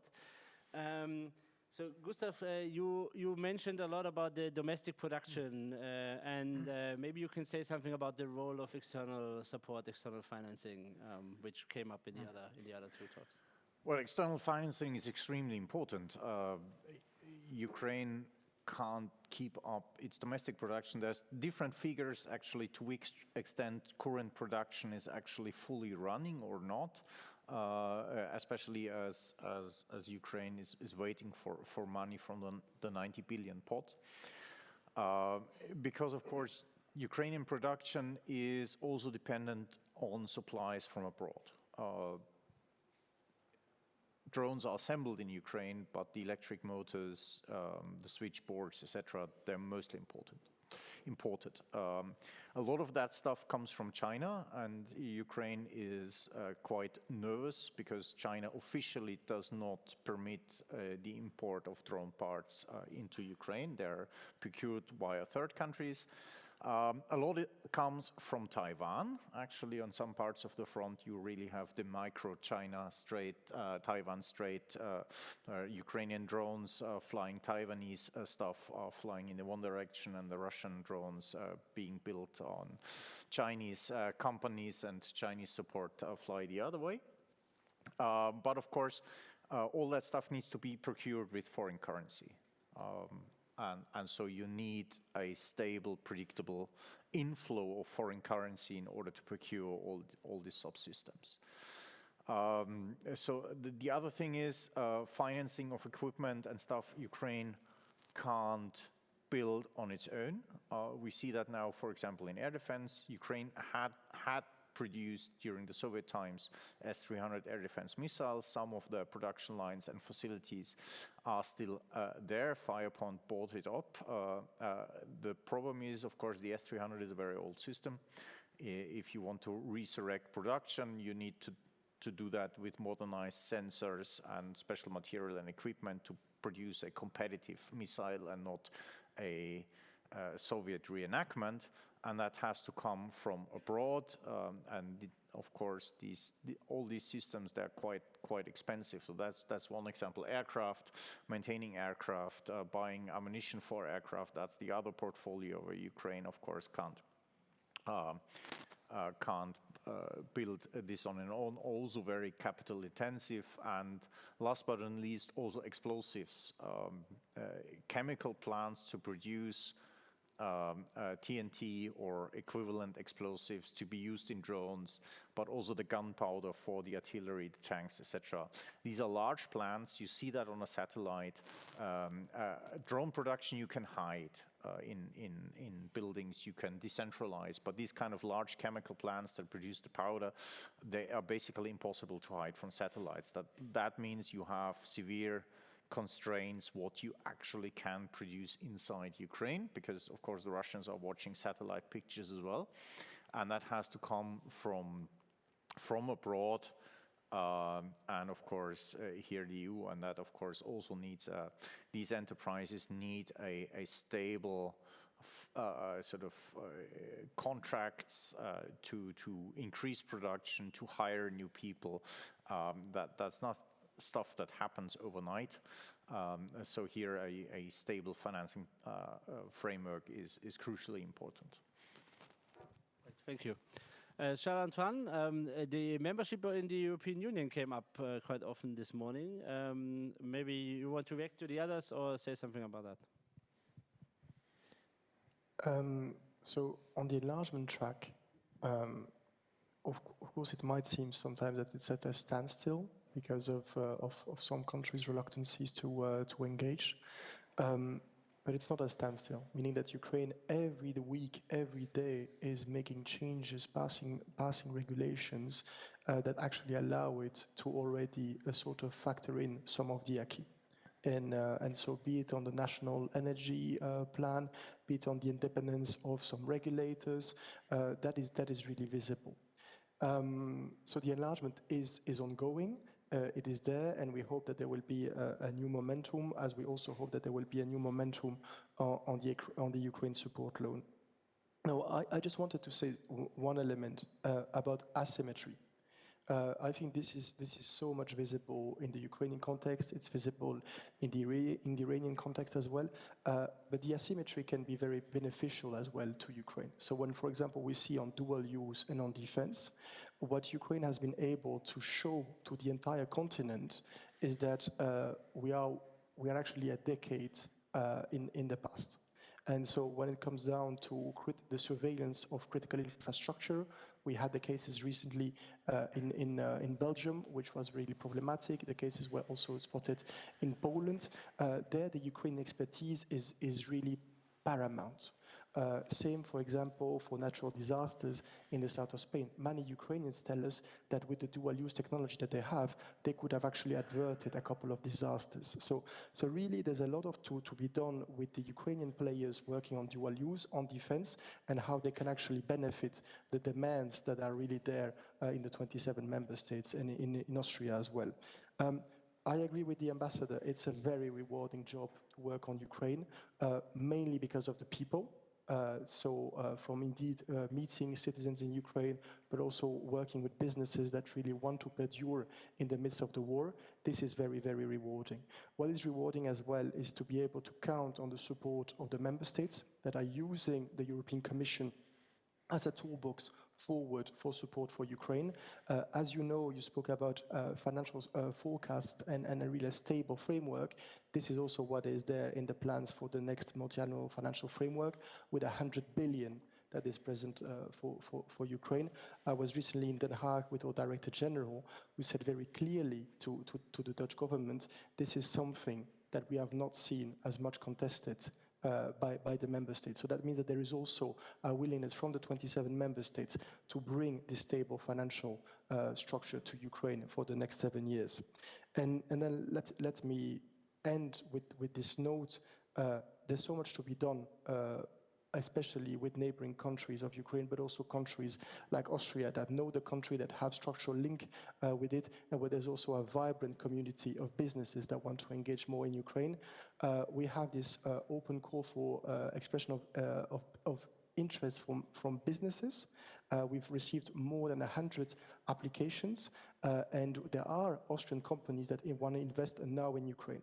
And I think that they're able to think about that and to make the business cases because they see through the asymmetry.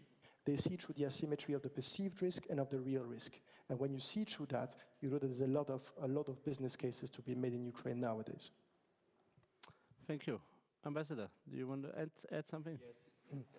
Actually, I hope that the Austrian Minister of Finance is in the room, somebody from the Ministry of Finance, because I'm very proud and I hope that we can manage to continue our support on the one track via the World Bank. We support the Ukraine Reconstruction, Recovery, Reform Trust Fund quite significantly with Austrian money. I had the opportunity to visit some of what we are doing in this context, some substations in the countryside. So it's one part of the money goes into, electricity supply, maintaining electricity supply, safeguarding that, but also the Energy Support Fund, which is run by the energy community here in Vienna, where Austria also significantly contributed so far. I think it's also important to continue that in the framework of showing strategic patience, so not giving up, but continuing that. This also is very much appreciated by our friends and partners in Ukraine, this kind of support. And of course, other support in the Union Civil Protection Mechanism, mechanism that is more like in-kind support, you know, with generators, transformators, other equipment that unfortunately will probably also be necessary for the next coming winter. Thank you. Thank you. I can only underline that, and I think, yeah, we will move the individual questions to the coffee break or the email communication. Otherwise, we will not have time anymore, because please be back exactly at 11:45 for the next session. And thank you very much to you three for this very interesting session. Thank you. Thank you. Thank you so much.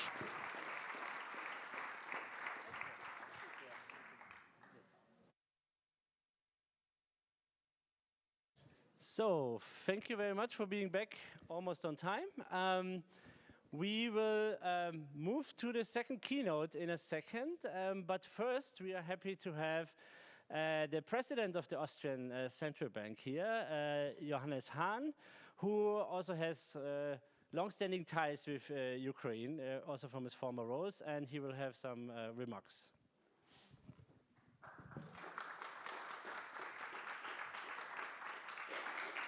Thank you, Mr. Reuter. Dear friends, colleagues, the ambassador from Ukraine, can see you in the audience.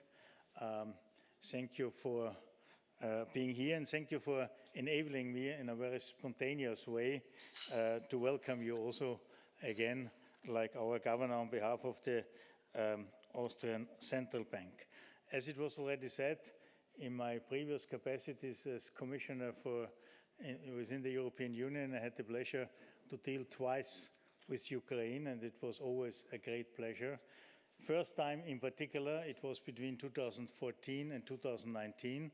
I was directly in charge for the Ukraine, and it was this period of a huge boom inside the Ukraine as a result of the signing of the deep and comprehensive free trade agreement, and you could really see what it means, this opportunity to be close to the European Union, to have these close ties, these connections, these opportunities, and you could see it on the figures. The export went up, and the same was for import and everything.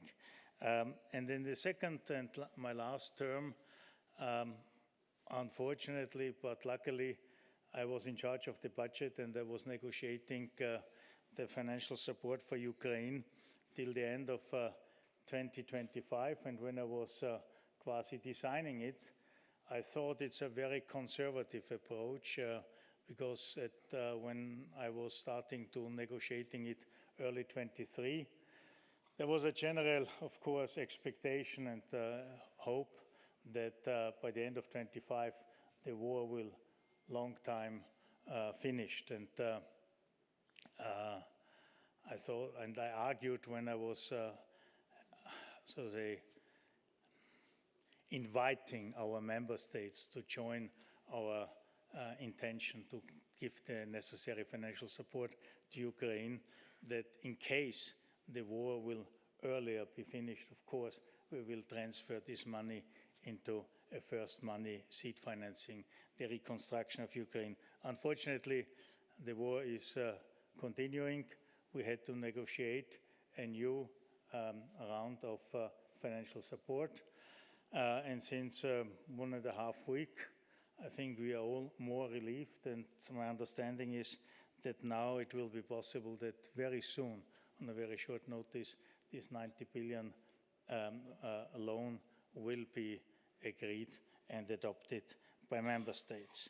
And now it's indeed really possible to have full focus on reconstruction, but also on the repair of critical infrastructure.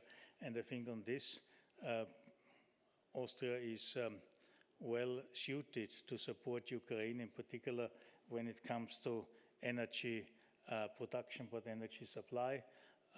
The Austrian representative for Ukraine, for the Austrian business community, Mr. Ansengruber, has a long-standing experience on this. And I think in particular when it comes to renewable energy, we have a lot of opportunities, and there are also new technologies in place, like the use of high-altitude wind, which has even the capacity to provide base load electricity. And all these are opportunities which we should hopefully seize in the near future. And I'm grateful for the team of the Austrian Central Bank to engage also with the Ukrainian Central Bank and understand it's not for the first time, but there's already a long relationship and there will be even more in the future. I think it's important to show this commitment and we also have to convince our citizens that further support is necessary, but I don't see any risks and therefore I wish you all the best talking to the Ukrainian friends. And may I say, also as a former commissioner for enlargement, Ukraine is and will be definitely an asset, a diamond within the European Union. So I wish you all the best for your further deliberations. Thank you.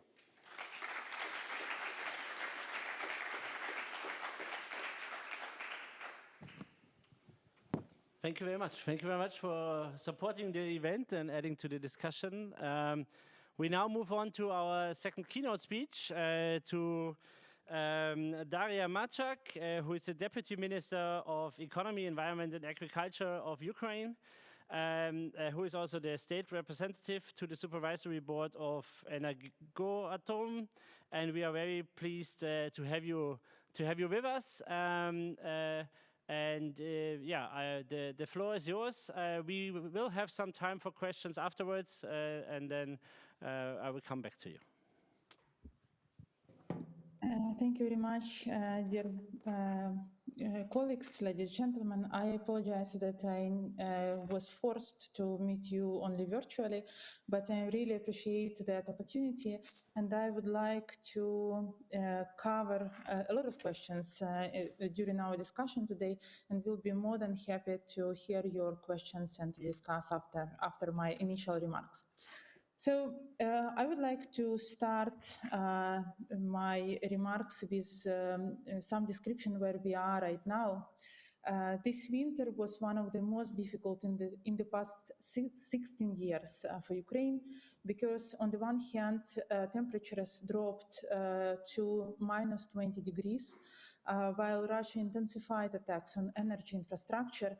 And this led to severe energy shortages across the country. In some regions, unfortunately, people were left without electricity and heating for days, and the government had to deploy the emergency thermal support to prevent humanitarian crisis. Entire sectors, energy, mining, metallurgy, transport, were affected. Businesses were forced to pause production. Households experienced prolonged blackouts and lack of heating. And as a result, in the first 2 months of the year, Ukrainian GDP declined by around 1%. And situation, unfortunately, was further complicated by external shocks, because the escalation in the Middle East drove global energy prices, as all of you know. But for Ukraine, which now imports most of its fuel due to the war damage, this meant additional pressure on the trade balance, on inflation expectations, and on the exchange rate. The most important, higher oil prices are directly increasing Russia's revenues. Every additional $10 per barrel brings approximately $1.6 billion per month to Russian budget, and thus gives it more capacity to continue financing the war against Ukraine. That is why this is the major reason why sanctions are so decisive in our defense efforts, because sanctions substantially limit Russia's fiscal capacity to finance the war. But getting back to Ukraine, although we have an extremely difficult winter, my point is that we have lived through that shock and now economy is already recovering. In early March, we saw signals of stabilization. The business activity expectations index increased to 52.7, returning to expansion trajectory. Industrial production, including steel and iron, resumed growth. Real GDP returned to positive dynamics after 2 months of initial decline in January and February. Budget revenues also increased and export grew by 2.2% despite global instability. And this brings me to the second point, which is that this winter showed another proof of the resilience of Ukrainian economy. Despite the scale of destruction, despite the massive aggressions and energy and business attacks by Russian army and missiles attacks, Ukraine delivered 1.8% of GDP growth in 2025, while maintaining relatively stable inflation at around 78%. Simultaneously, I would like to pay your attention that Russia's economy is increasingly constrained. Its growth has slowed significantly from around 5% a couple of years ago to approximately only 0.6%, according to IMF estimates for 2025. Ukraine's resilience is not accidental. It's built on the adaptability of both business and government, and our people, of course. Ukrainian business have learned to operate under extreme uncertainty, adjusting to blackouts, disrupted logistics, labor shortages, while continuing production and exports. As recently, the governor of the Nationalbank, Andriy Pyshny, has told during the spring meetings in Washington, uncertainty becomes normal to Ukraine, and we can make the trainings how to live and work and operate in uncertainty. At the same time, the government of Ukraine has rapidly deployed support instruments to sustain economic activity.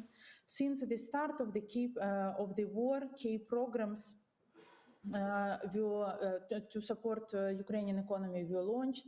For example, with over 140,000 loans being issued under a portfolio guarantees for bank scheme, the mortgage program has already provided around 24,000 loans, with another 10,000 loans planned for this year.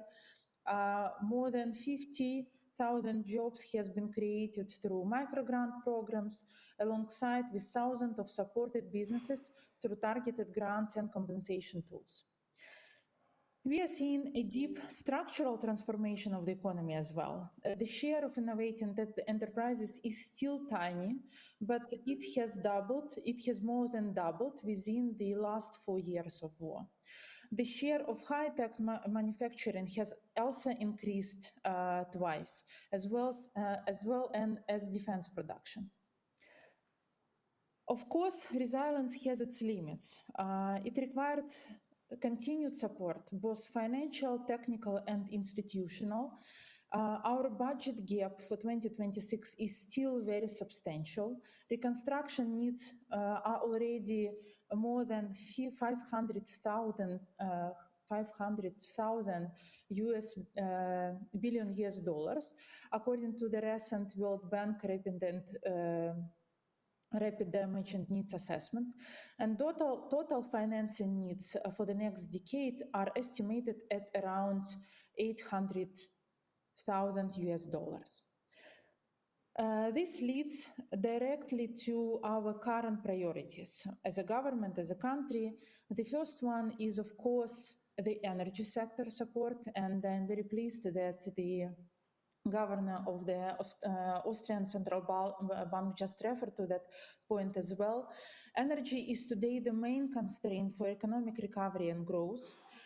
Electricity prices increased by around 46% in early 2026 and are now among the highest in Europe, unfortunately, due to the extreme deficit of the energy in the economy. We urgently need to deploy at least 4 additional gigawatts of new capacity before the next winter.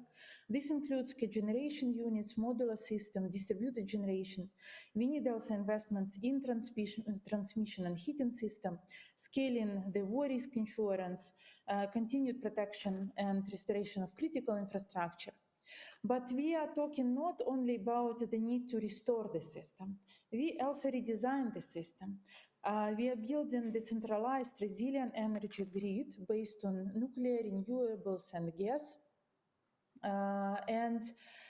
This also creates opportunities for all international investors, and I will refer about it, just to cover it in a couple of minutes. Our second major priority is, of course, macroeconomic stability.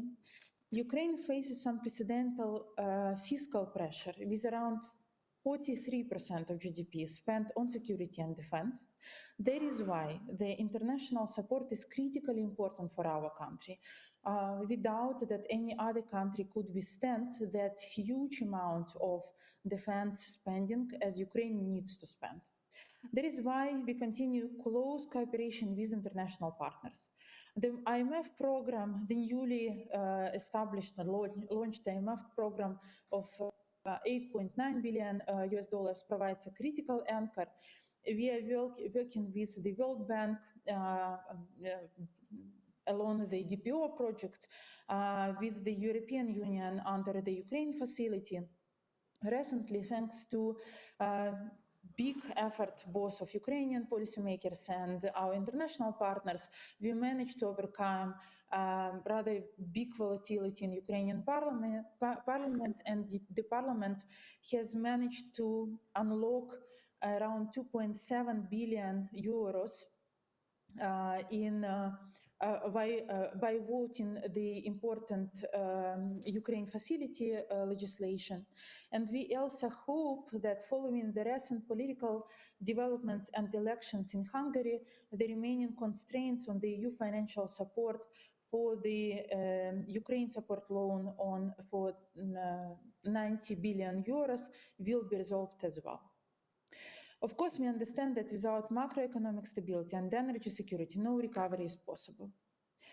But as I already mentioned, it's equally important to understand that these priorities are not only about support. They are also about opportunity, and it's also opportunity for international and for European business in Ukraine, because energy alone represents billions of dollars or euros in potential investments in generation, shortage, transmission, heating system. And perhaps the most striking example of transformation is our defense sector. I think that you know. In just few years, Ukraine has become one of the most dynamic centers of defense innovation in the world. Entirely new industries have emerged.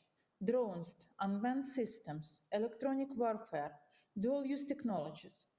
These are not experimental developments. They are battle-tested solutions developed and refined in real time. Ukraine is now already effectively becoming the Silicon Valley of defense technologies worldwide. And this creates opportunities for partnership, joint ventures, technology cooperation, access to real-world data, and so on. We are already building the financial infrastructure to support investments. Together with the European Union, we have launched and very efficiently scale up the Ukraine investment framework. Together with the United States government, we have launched the US-Ukraine Reconstruction Investment Fund, URIF, which is already operational, with more than 20 projects under review. This fund is focused on key sectors such as energy, logistics, critical minerals, digital infrastructure. And the first three investments have been already approved and signed, including investments in Ukrainian defense technology company, Sign Engineering, which develops communication and navigation systems used by more than 150 drone manufacturers. This all means that investments in Ukraine are already happening. And it's not a future plan, but it's a current reality already. But I would like to give some sentences about the future as well. We are not only responding to today's challenges, we are planning Ukraine's long-term future. Together with the World Bank, we have developed a draft strategy called the Economy of the Future.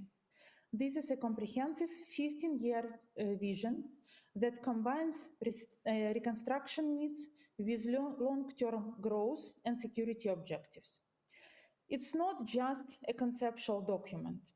It's an analytical and operational framework developed together with the World Bank, McKinsey, international experts, and leading Ukrainian institutions. Right now, we are verifying that document with Ukrainian business and international business,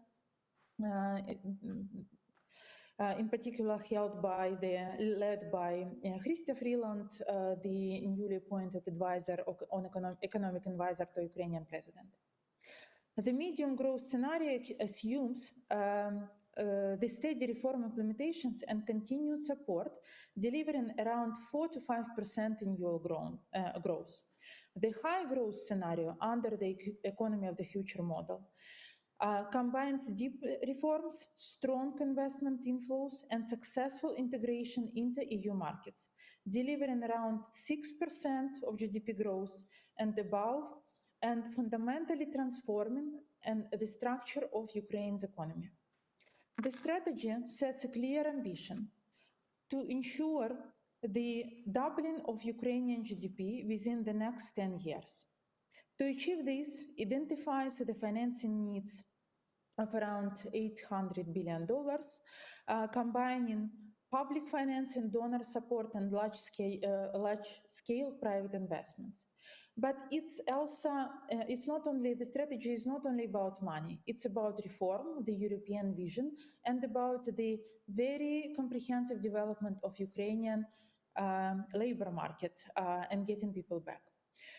So the strategy is built on four pillars: macroeconomic stability and rule of law, comprehensive business environment, and mobilization of private capital, modern infrastructure based on the Build Back Better principle. The key idea of all these elements the key idea is that all these elements must move together. Investments without rule of law will not come, infrastructure without workforce will not deliver growth, and productivity gains require both. But the most important message is this: reconstruction is not a cost, it's a growth model, not only for Ukraine, but also for Europe and European business. And we would like to have you as partners in this model and now strategic transformation. Thank you.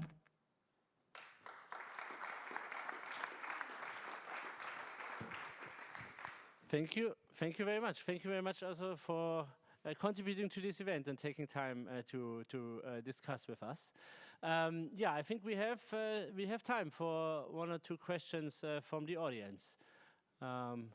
Let's start in front here. Thank you so much, Deputy Minister. I'd like to hear your views on so-called donor fatigue. Right, because this war's been going on for 4 years. Is that something that you face being in the government at all, and how much of a risk is that? Of course, we understand that we have, for example, the war in the Middle East has distracted somehow attention from Ukraine. But just couple of days ago, we get our governmental delegation get back from the spring meetings in Washington, and frankly, every first country is very supportive and provides and suggests support for Ukraine. And we think that although some fatigue is usual and it's very normal for every person in every lengthy process. But we think that all the governments and our international partners purely understand that Ukraine is fighting in this war, not because it's our will. Unfortunately, you know that we have the very lengthy discussions and the efforts to finish the war, but it's not our decision, and unfortunately we need to defend. I think that most of the countries and most of the citizens of European Union as well as United States understand that we are fighting not only for ourselves, but we are fighting for the defense and for the security of all the European Union. And secondly, I think that the message that Ukraine is not only the country to support, but the country to invest and to make business in and to get profits while making business in our country is becoming more and more clear. And for example, the current war in the Middle East showed that those sectors that were underestimated, their importance was underestimated previously, like defense sector, dual-use technologies, is now becomes more and more in global focus. And that is why our message to our international partners is rather clear. The first one, regardless of the fatigue, we need to withstand, we cannot give up. We need to withstand, we need to be very strong, not only in defense terms, but also in economic terms. And simultaneously, we want that the support for Ukraine is we want that support for Ukraine is beneficial for European countries in terms of investments and understanding which particular investment and economic opportunities closer cooperation and investments in Ukraine brings to both governments in Europe and also business in Europe. So, yeah, like that. Thank you. We have a second question in the back. Thanks a lot, Mrs. Minister. My name is Günther Fellinger, Austrian economist. The Austrian state energy sector has considerable investments in many of the transition countries in Southeastern Europe, like, for example, Verbund, the biggest company, has in Romania and Albania. EVN, the second biggest company, has in Bulgaria, in Macedonia, in Albania, and also, for example, OMV, our biggest oil company, they have a considerable big investment in Romania. Now, I would like to ask, because these are state companies, mainly state-owned companies, if they are already engaged in discussions to take over or to build joint ventures with Ukrainian state companies like Hydroenergo would be one of the logical partners for Verbund, for example, but also in the oil sector, OMV is really such a big company. They could also engage very strongly in Ukraine. Are these discussions already happening on the political level, and what's your plan on this one? Thank you. Thank you very much. Yes, the question is very relevant, and indeed we have this strong investment pipeline, and these investments cover opportunities in the private sector as well as opportunities in like joint ventures or acquisition for in the public sector. On public sector, we have developed the single project pipeline, which covers the public-private partnership opportunities in all major sectors of Ukrainian economy, including the energy sector, and we would be more than pleased to share with you the list of those investments opportunities. The second option is to invest into the public entities. On our side, as a Ministry of Economy, we are responsible for SOEs management. And unfortunately, we have the very big state footprint in the economy, and we have several thousand SOEs that we would like to sell, including a number of critical raw materials SOEs, which are provided now for full privatization, like Odessa port plant or Mykolaiv alumna plant. And we also have a plan to attract foreign investors, strategic foreign investors, into strategic SOEs, namely Energoatom, Naftogaz, Ukernafta, Ukrenergo, and others. We have developed the plan for that effort, because unfortunately part of those SOEs are prohibited from full privatization or partial privatization in the law, but we have intention to unblock that minority stakes selling in the legislation. And we have negotiations, not with these particular companies, but with IFIs and international consultancies to get strong international partners in the Ukrainian strategic SOEs, especially in energy sector. The third major option is the opportunity to come and invest into the private private sector energy projects. We have developed pipeline of so-called flagship projects.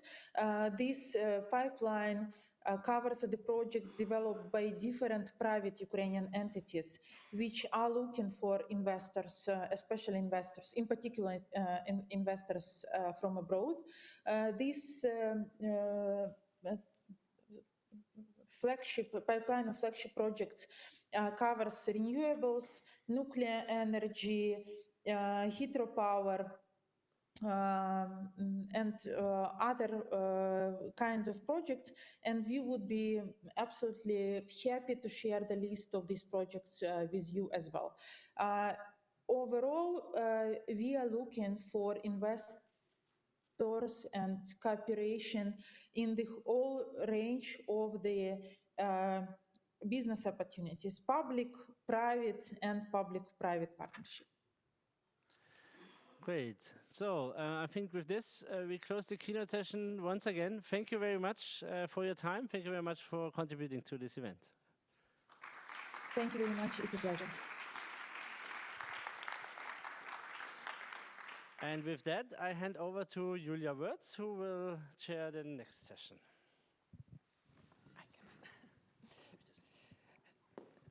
Thank you, and I would like to ask my panelists also to join me here on the floor.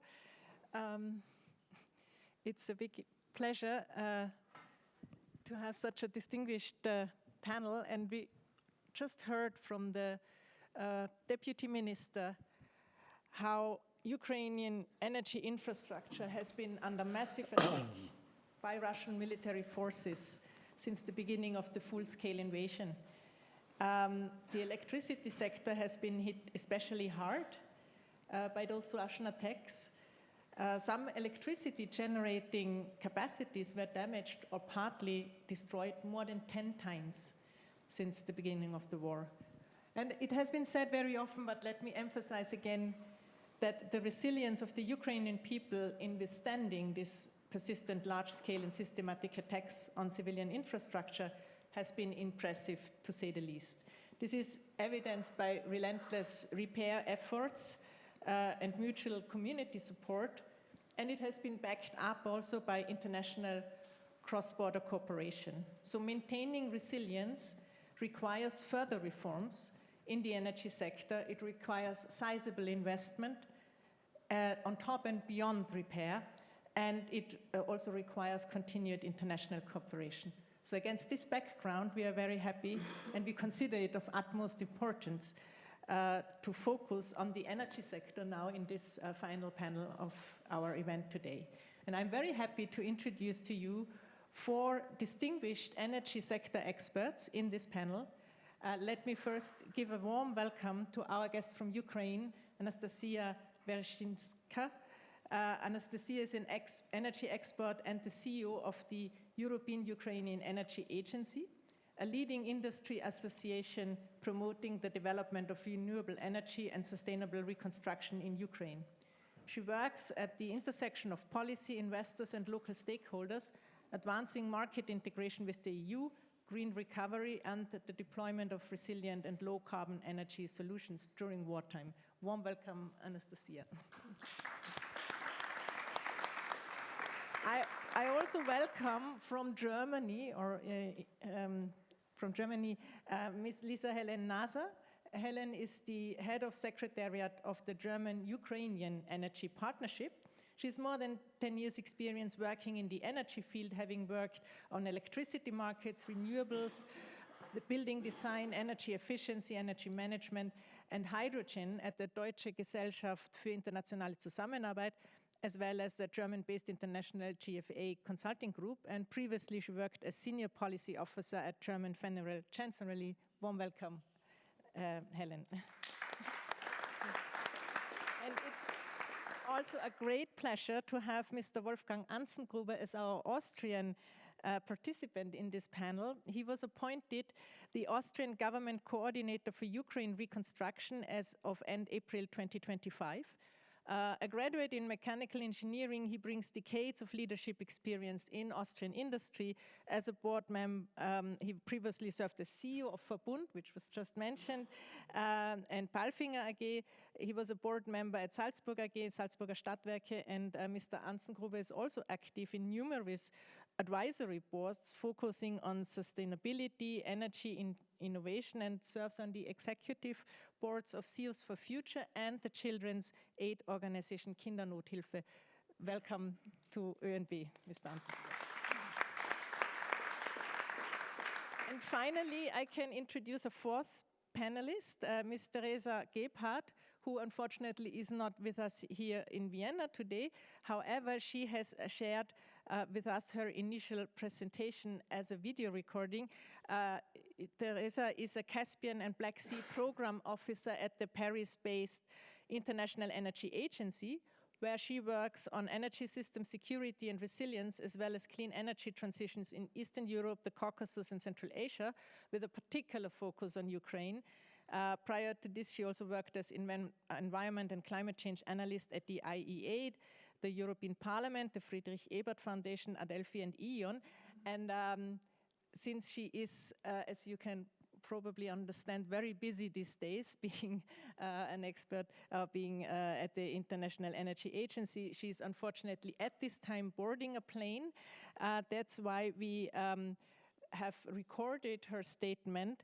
And so the setup of this panel is we will have a first round of initial statements, and then we will also have the opportunity to get questions from the audience. And let us start with the recording of Ms. Gebhardt's presentation, please.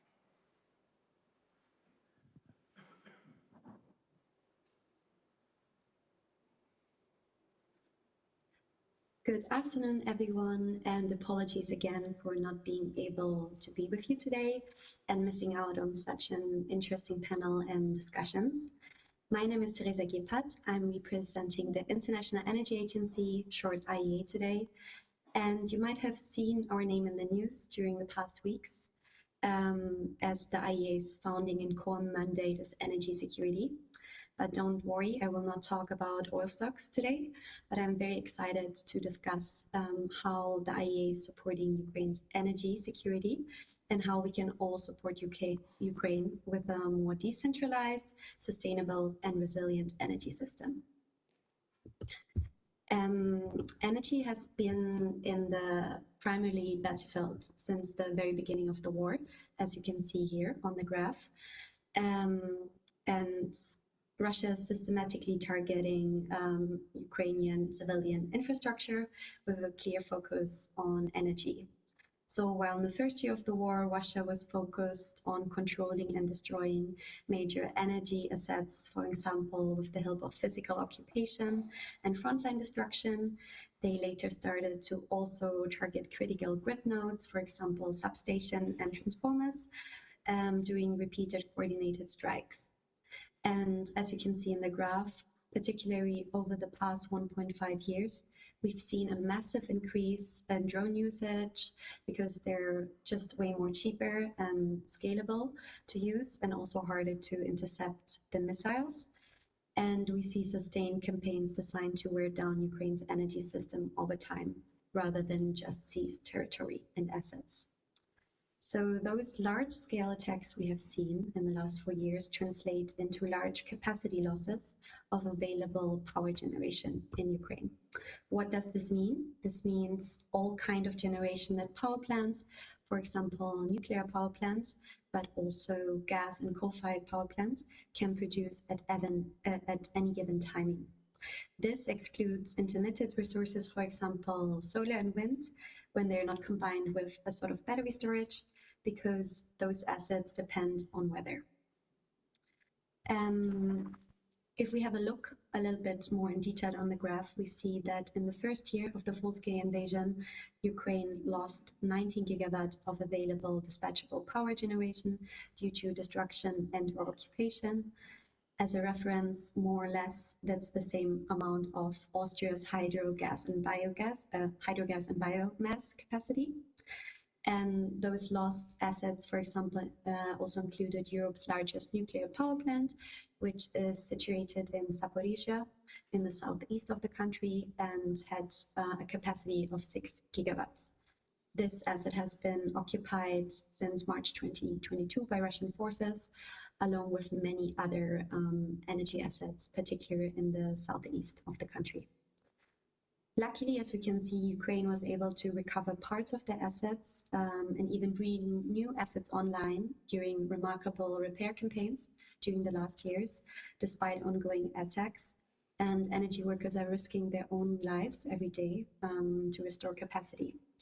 Yet, unfortunately, the situation worsened during the last heating season, so winter 2025-2026, as newly repaired assets were hit again. And as we've seen before, Russia really ramped up its drone attacks. This resulted that as of early 2026, Ukraine's electricity capacity stood at only 10.5 gigawatt, which is an all-time low, and of course caused a huge gap in terms of supply, as the winter demand was up to 18 gigawatts. So we all saw the catastrophic effects of this, because in 2025 alone, Ukrainian households endured in average 20% of the year power outages. And of course, this was compounded by an extremely harsh winter in the last heating season. That meant that, for example, tens of thousands of Kiev residents had to temporarily leave their homes, because in many buildings in Kiev, there was no water supply, there was no electricity, and no heating, while temperatures were as low as minus 25 degrees for several weeks. It also meant that in whole regions and oblasts in southeast Ukraine, there were blackouts for several days. So as we see now, based on the data and the experiences of Ukraine during the last 4 years, rebuilding generation is urgent, but how we rebuild matters as much as how fast we do it. Because simply recreating the old centralized system would restore the same vulnerabilities that Ukraine is facing now. So Ukraine's power system must be designed differently. But how do we do this? So let me explain this to you first while looking at the pre-war energy mix, the current mix, and a little bit an outlook to 2030. So we first need flexibility. And why? Because this is key for reliable operation of a power system, because it can manage, for example, variability across the day. So, for example, it's a sunny day, a lot of solar PV is online, and with a flexible generation system, some assets can be ramped down during the mid-day peak because of the solar. But then when the sun is gone in the evening and demand peak starts, because a lot of people leave work, go home, cook, and watch television, they can ramp up certain assets again. So before 2022, in terms of Ukraine, hydro, which you can see here in blue, and which in Austria you're of course very familiar with, and the brown part, which is coal, was mainly in charge for flexibility of Ukraine's energy system. But as you can see, more than 2 years into the war, those assets particularly suffered a lot, and so this overall hurt the Ukrainian flexibility. Mainly nuclear is left, which is like the purple-pink part of the graph, which is of course by default very slow and not designed to be easily ramped up and down for balancing. So building new hydro and new coal power plants, unfortunately, would take a long time, which Ukraine often does not have. It's very costly, and particularly in terms of coal, it's very hard to find financing for this, because a lot of international financial institutions, they're not financing coal-fired assets anymore. But luckily, there is a solution for this in form of distributed energy resources. So those resources are small-scale, decentralized energy assets, and come in many forms, for example, rooftop solar, battery storage, or wind. And they can provide flexible demand because they're located close to consumption and are capable of generating, storing, and managing electricity within the power system. So in case of Ukraine, this would, for example, mean that small gas-fired generation or batteries can be deployed in weeks or month compared to several years that, for example, the construction of a new hydropower plant would take. And of course, they are also way cheaper to implement than a large-scale power plant, for example, such as coal. And if they're combined with some more decentralized assets, such as solar and wind, they make the energy system even more resilient. And why is this, though? Well, because they're way more difficult to target by default since they're decentralized. So as an example, Russia knows where all the Ukrainian thermal and hydropower plants are situated, because a lot of those assets have been built even during the Soviet Union, and they were able to abuse this knowledge by attacking them several times. So even if those assets are repaired, the Russians can just hit them again. However, the Russians don't know if there's a new solar PV that is installed, for example, on a rooftop, or if an industrial company is installing a battery storage next to their sites. So based on that, they also have no single point of failure, as a lot of the conventional power plants have, and they're also way less dependent on the overall health of the grid. So they remove a lot of the vulnerabilities that conventional power plants are currently facing in Ukraine. And the evidence we see on the ground is clear. So centralized assets in Ukraine suffered more than 50% damage so far, compared to just 7% for distributed system. And maybe you might now wonder, okay, solar, that looks like a success story. But what about wind, which you can see here in the light green in 2021, which is not visible in 2024 anymore. So while wind is also a very good decentralized asset, and also harder to target with drones and missiles, unfortunately, the existing wind projects, which were onshore in Ukraine before the war, they were located in the southeast, and hence they were occupied right in the beginning of the full-scale invasion. However, we've seen in the past years that there are a lot of exciting projects for new onshore wind is ongoing in Ukraine. So several projects are currently in commission, and we have some being online, and I'm sure that my colleagues and, for example, also Anastasia will touch upon some of the success stories in her presentation later. So to explore how those resources can help the Ukrainian power system in the future, we at the IEA developed a model to see how Ukraine can be rebuilt and how can Ukraine optimally meet its energy and climate targets, because of course Ukraine is also en route to EU accession. So as you can see, we find that those targets can be met best by focusing on an optimal mix of decentralized energy resources and new gas-fired power generation, rather than just rebuilding lost thermal capacity one-to-one like before the war. So as you can see on the very right, this means that based on our estimations, Ukraine will need 24 gigawatt of solar, 11 gigawatt of wind, and 6 gigawatt of energy resources in addition to today's capacity, which of course would be an enormous project to implement, and of course would cost a lot of money. So in our modeling, we also had a look what would be the most cost-efficient way. And we found that while rebuilding Ukraine's power system based on more diverse distributed energy resources, such as batteries and renewables, would not be the cheapest in terms of upfront investment. So we think that this would require between 15.5 and 23 billion US dollars. But it represents by far the most cost-effective solution when considering all costs factored in, including resilience.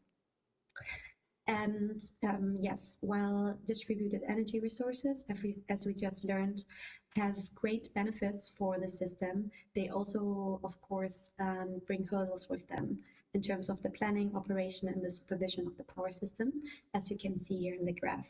Because distributed energy resources such as solar and batteries just have unique characteristics which are different compared to the large-scale assets like nuclear or thermal generation we see at the moment, because distributed energy resources are way smaller and more modular, and they are often on distribution networks, both on the consumer side and utility side of the meter.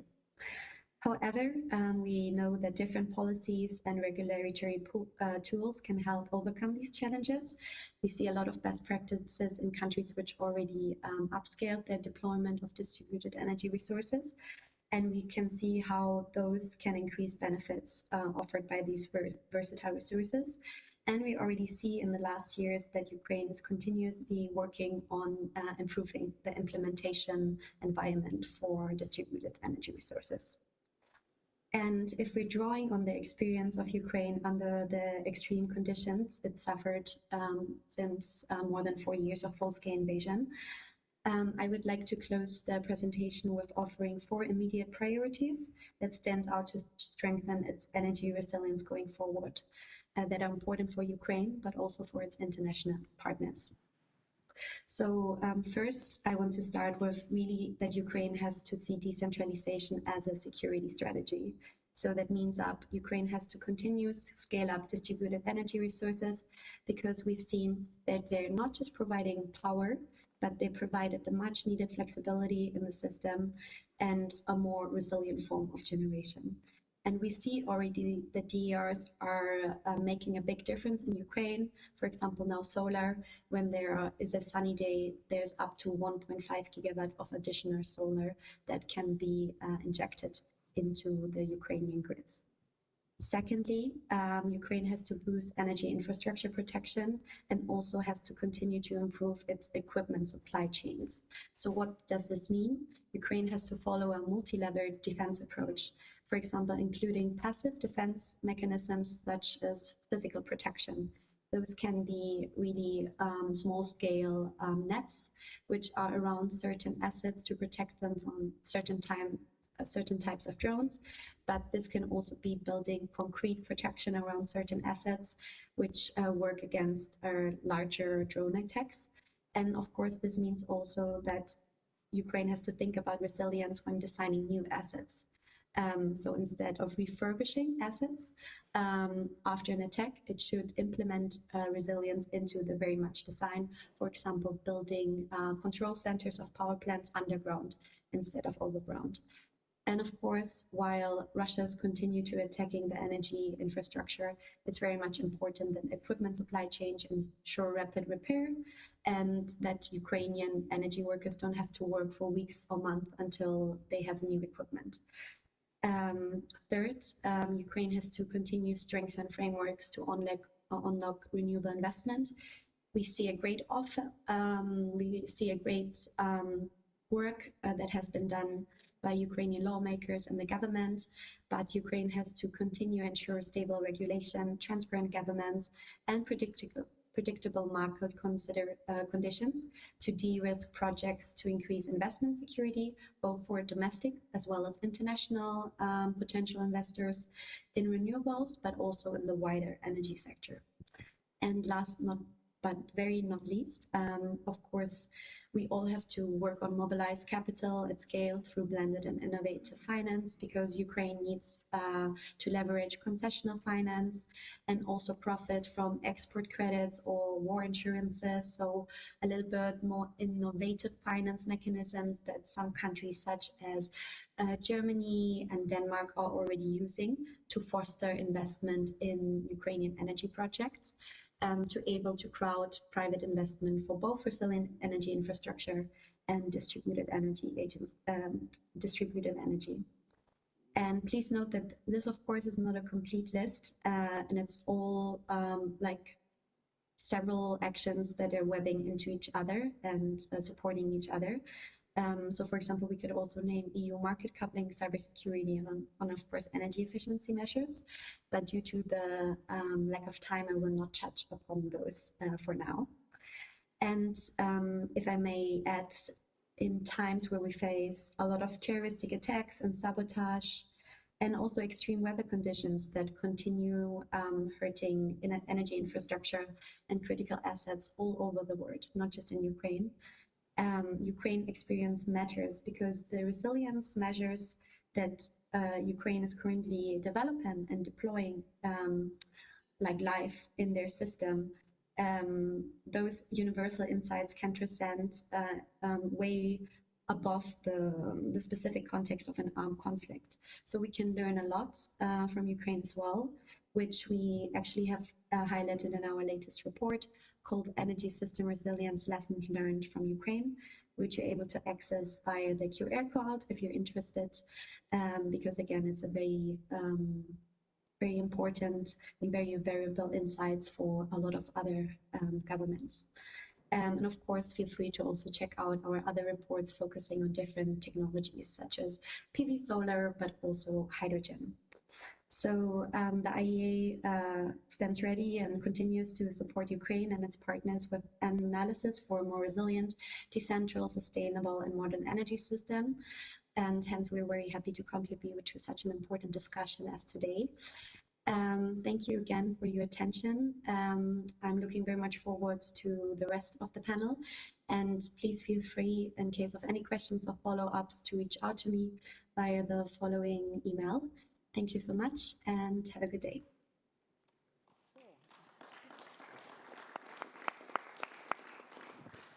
Teresa has set the stage and let us now jointly explore further the energy policy challenges faced by Ukraine.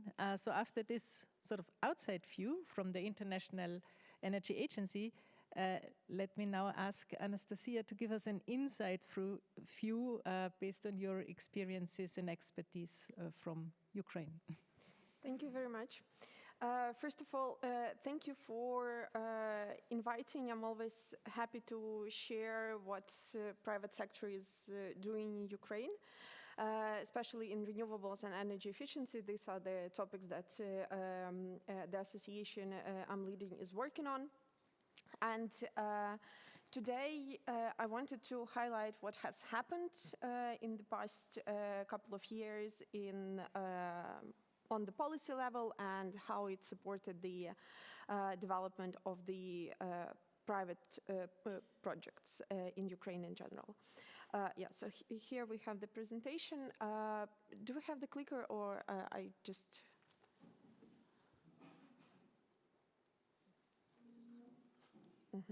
Okay, thank you. So, very, very briefly about the European Ukrainian Energy Agency. It's the association for primarily foreign players in Ukrainian renewables and energy efficiency. We are working as a bridge between the government, private sector, and financial institutions. We have good cooperation with our colleagues in Brussels, with financial institutions, and we're working a lot with them on development of new financial instruments or de-risking instruments for private sector in Ukraine, especially in energy. And I'll jump to the numbers because people love numbers, but what I want to stress on. Firstly, the data, energy data in Ukraine is closed due to security reasons. So you have to be extremely careful when you see the numbers presented by anyone, me included, because the only source of the reliable data is Ukrenergo. And the data that they have, due to the attacks, due to the changes in the energy system, it's changing constantly.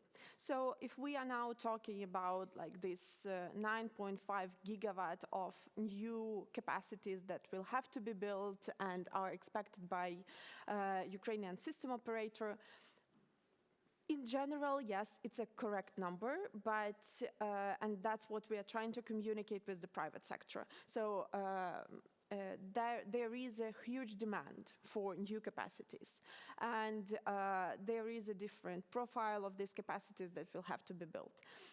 So for this discussion, probably these numbers are okay, but of course you have to keep in mind that the deficit, for example, in the energy system, it's constantly changing. And of course, it was different in winter when we had very active attacks on all the kinds of energy infrastructure, including the distribution infrastructure and transmission infrastructure. And that is actually the reason why most, well, not most, but a big part of renewables right now are not operational in Ukraine because they are connected to the substations that are damaged or destroyed. And the repairs are taking time.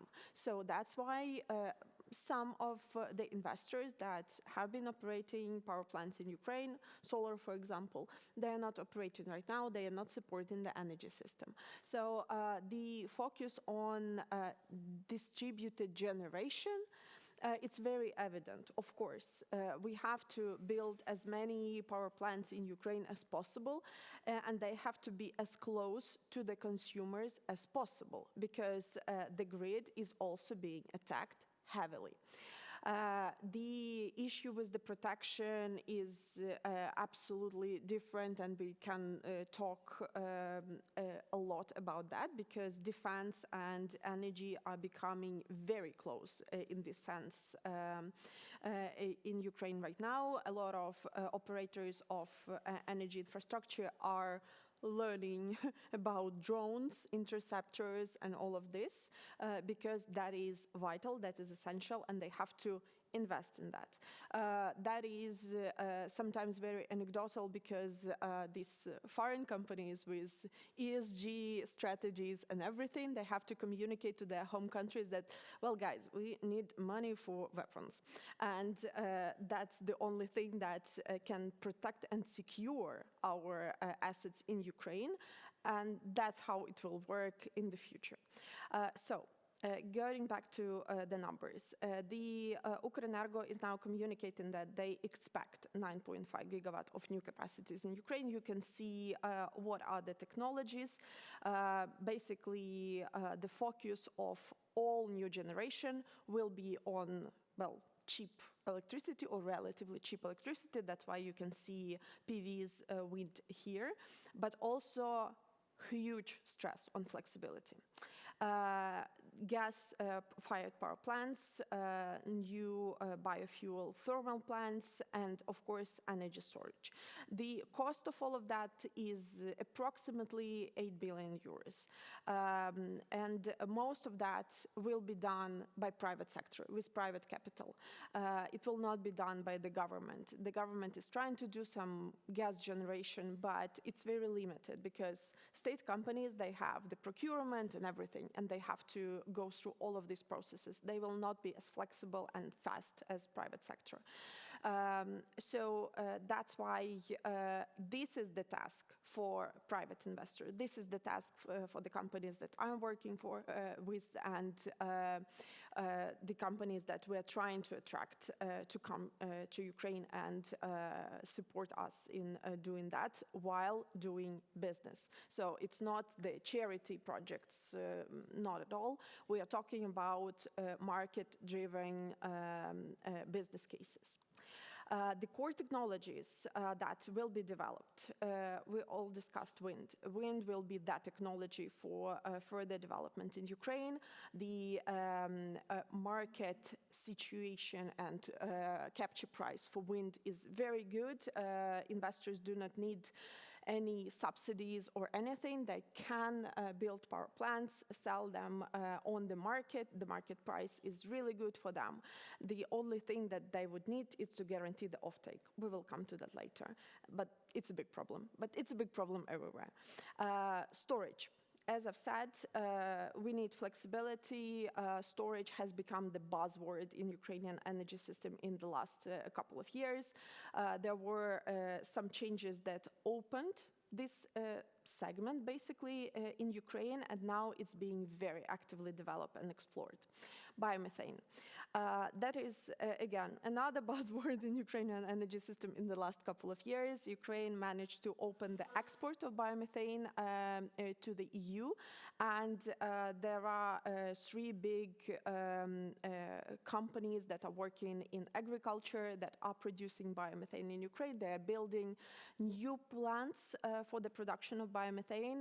They are super successful in that. They see a lot of potential. Europe needs biomethane. So it's a perfect match, but the biomethane is not being consumed in Ukraine. So due to the pricing conditions, regulated market, price caps and everything, there is no market for green gas in Ukraine, basically, as of now. I think it will change, but so far the biomethane goes straight to export. The producers can get price for gas, but also green premium, so that's very good business case for them. And gas peakers. Again, a very understandable business case in Ukraine. Ukraine needs flexible generation. Gas can guarantee that. There are some issues, again, with the prices, because the access to gas and the price for gas is a bit complicated right now, because, again, regulated market, the consumers on the household level are not paying the full price, but it's the same with electricity as well. There is a massive trend in Ukraine for the last, basically during the full-scale invasion. There is a rise of prosumers. Prosumers, those consumers that are building their own generation for their own consumption, but also can inject it to the grid. But in Ukraine, businesses and households are massively building solar, sometimes with storage and gas, for their own consumption behind the meter, which means they are decreasing the consumption from the grid of electricity, and it requires the system to improve the flexibility even more. Because these prosumers, like, there will be not a very sunny day, and they will consume more electricity from the grid. In winter, they will get back to consumption from the grid. So that's why the energy system has to be extremely flexible to accommodate this consumption from those who have built their own generation, but for some reason they may get back to the grid. So we cannot rely on these baseload generation facilities like nuclear that is providing still more than 50% of electricity to our grid. We need some flexible solutions, and gas plus storage, they are providing that, and we see that the government are trying to support these business cases, and we see that the energy system are expecting this to happen. So the policy drivers that made that happen. I will start with the storage because that is a truly success case in Ukraine. In 2024, we had special auctions for the auxiliary services, and that basically opened the segment for battery storage. As of now, more than 700 megawatts of capacities have been procured by Ukrenergo, and that's purely private thing. So only private companies participated in these auctions. They have built more than half of these capacities as of now. So they are commissioned, they are operational already. And that is working perfectly. A lot of investors are exploring the business case for BESS, not only for auxiliary services, but also for other business cases. Watching Yes. a bit the time, can you Yes, will do. So there were also a new storage regulation that opened the business case for hybrid solutions as well. So investors that have generation, they are bundling that with storage.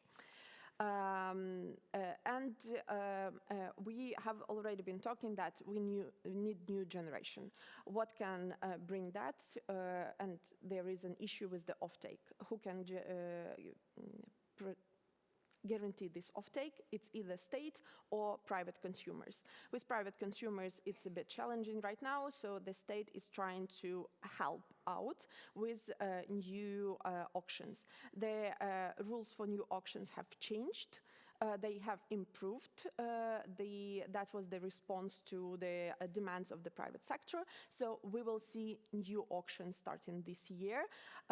If you ask me if they will bring a massive number of investors, probably not yet, but we are moving there. And there were also a lot of simplifications in the grid connections, but that's a bit technical, so we will not stop on that. And market coupling. Market coupling, we have been, Teresa mentioned about that as well. That is a huge breakthrough. The market coupling law has been approved in April. Just yesterday, the president signed it.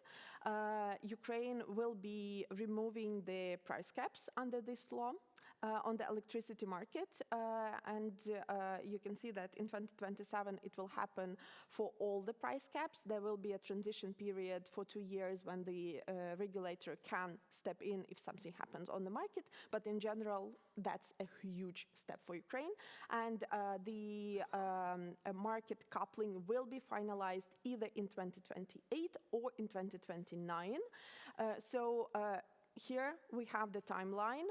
Ukraine is physically connected to European energy system, but also we will have the economic and market connection and more closer cooperation, which will open a lot of opportunities for Ukrainian players, but also for European players. And my last take on that, the de-risking. De-risking, of course, is the key. Doing energy projects in Ukraine is extremely risky. And you've heard that there are a lot of attacks on different infrastructure, so something has to be in place to make sure that investors will be receiving their profits or they will be compensated if something happens. There are 2 issues, the offtake. So you have to make sure that someone in the country will be paying for your electricity. And there is an amazing instrument that we have been very actively taking part in development. It's the ramp up that is now implemented by EBRD and World Bank. We will see the guarantees this year. It will guarantee only 1 gigawatt of projects as of now, but that's already a very, very huge and unprecedented step for Ukraine, because there were not that many of renewable projects commissioned during the full-scale invasion, so it will bring another gigawatt, which is more than happened during the full-scale invasion. And war insurance. It's still an open question. There are not that many options still. So if, for example, the Austrian government would want to step in and provide, for example, the state insurance as Germany does, that would be super helpful for investors, and that would motivate a lot of companies, I think. But still, there are some options through export credit agencies, MIGA, not that active in energy, but still possible, but they are offering very high price. And the war insurance, the only bottleneck is the pricing. It's still very expensive, which is affecting the capex of the project massively. So we are still exploring what could be done in this direction. We are talking with the Commission on this regard and with the providers of these services. So thank you very much. If you have any questions, I would be so happy to talk more and clarify if there is something not really clear. And here are my contacts. Yes, please connect, write to me, and we will figure it out. Thank you, Anastasia. Thank you. With your consent, we will put the slides also online. I realize that these issues are, in fact, a bit too complex for the time we have reserved, but you have given a perfect handover to Helen, mentioning international cooperation and support. So please, the floor is yours. Thanks a lot, and thanks to both Teresa and Anastasia for setting the ground and really giving you insight into what IEA says and what the private sector says in Ukraine. From my perspective, and I represent the German-Ukrainian Energy Partnership Secretariat, linking the economic resilience to the energy sector is really like stating the obvious, especially like in times like these. Yet it doesn't happen so often that the two policy, let's say, circles are connected. So I really thank the Austrian National Bank for making this possible and bringing together the bankers, the economic, the monetary policy to this very real restriction that we have because of the attacks on the energy sector in Ukraine. And I'm stepping in here on this presentation today on behalf of a colleague from the German Federal Ministry for Economic Affairs and Energy who would have loved to be here, but his minister keeps him busy. We have a lot of pending regulatory changes in the energy sector in Germany. But then, even though I am not representative of the government, but of an implementing agency, let me bring you a little bit on the context in which we operate as Germany and the German support to Ukraine. Which just bilaterally, and I checked this number before coming because I found it really, really big, is almost 100 billion euros in military and civilian support since 2022. That's bilateral support only. Of course, the overall package, as EU colleague mentioned earlier, is much, much larger, and it also covers budget support and other elements. And to illustrate this importance that Germany gives to Ukraine is, that's why I brought you this picture that colleagues took just last week when there was a German-Ukrainian government-to-government consultations on 14th of April. This is a format that Germany really reserves for let's say, its most important and mostly non-European partners. Maybe there's around a dozen of this, and Germany and Ukraine, signed a strategic partnership on this occasion, deepening this, already very, very deep cooperation further, and it also builds on an agreement on security cooperation and long-term support for at least the next 10 years that was already signed 2 years ago. And in all of those, support instruments, and as well as in the ongoing discussions at the EU level on the multi-annual financial framework, the new one on the Ukraine support loan, etc. Next to the defense sector and the budget support, the energy is always the key one, and it's becoming even more key given the current limitations that we see on the ground. And I will now go back to the energy sector and explain why or what the German Ministry for Economic Affairs and Energy is doing together with the Ukrainian Ministry of Energy under this umbrella, which we call the German-Ukrainian Energy Partnership, which was formalized in 2020 with an MOU and the interest to really discuss mutual questions, so questions of mutual interest around energy transition. So we do focus on all the topics that my colleagues here have mentioned already, which concern decarbonization and building up further distributed generation and renewable energy. We do not look so much at the oil and gas sector, although they currently have a very high relevance as well, of course. And the boxes here on the slide, they show you a little bit the diversity of what is all being done. That's just one ministry. There's obviously other ministries also supporting Ukraine's energy sector.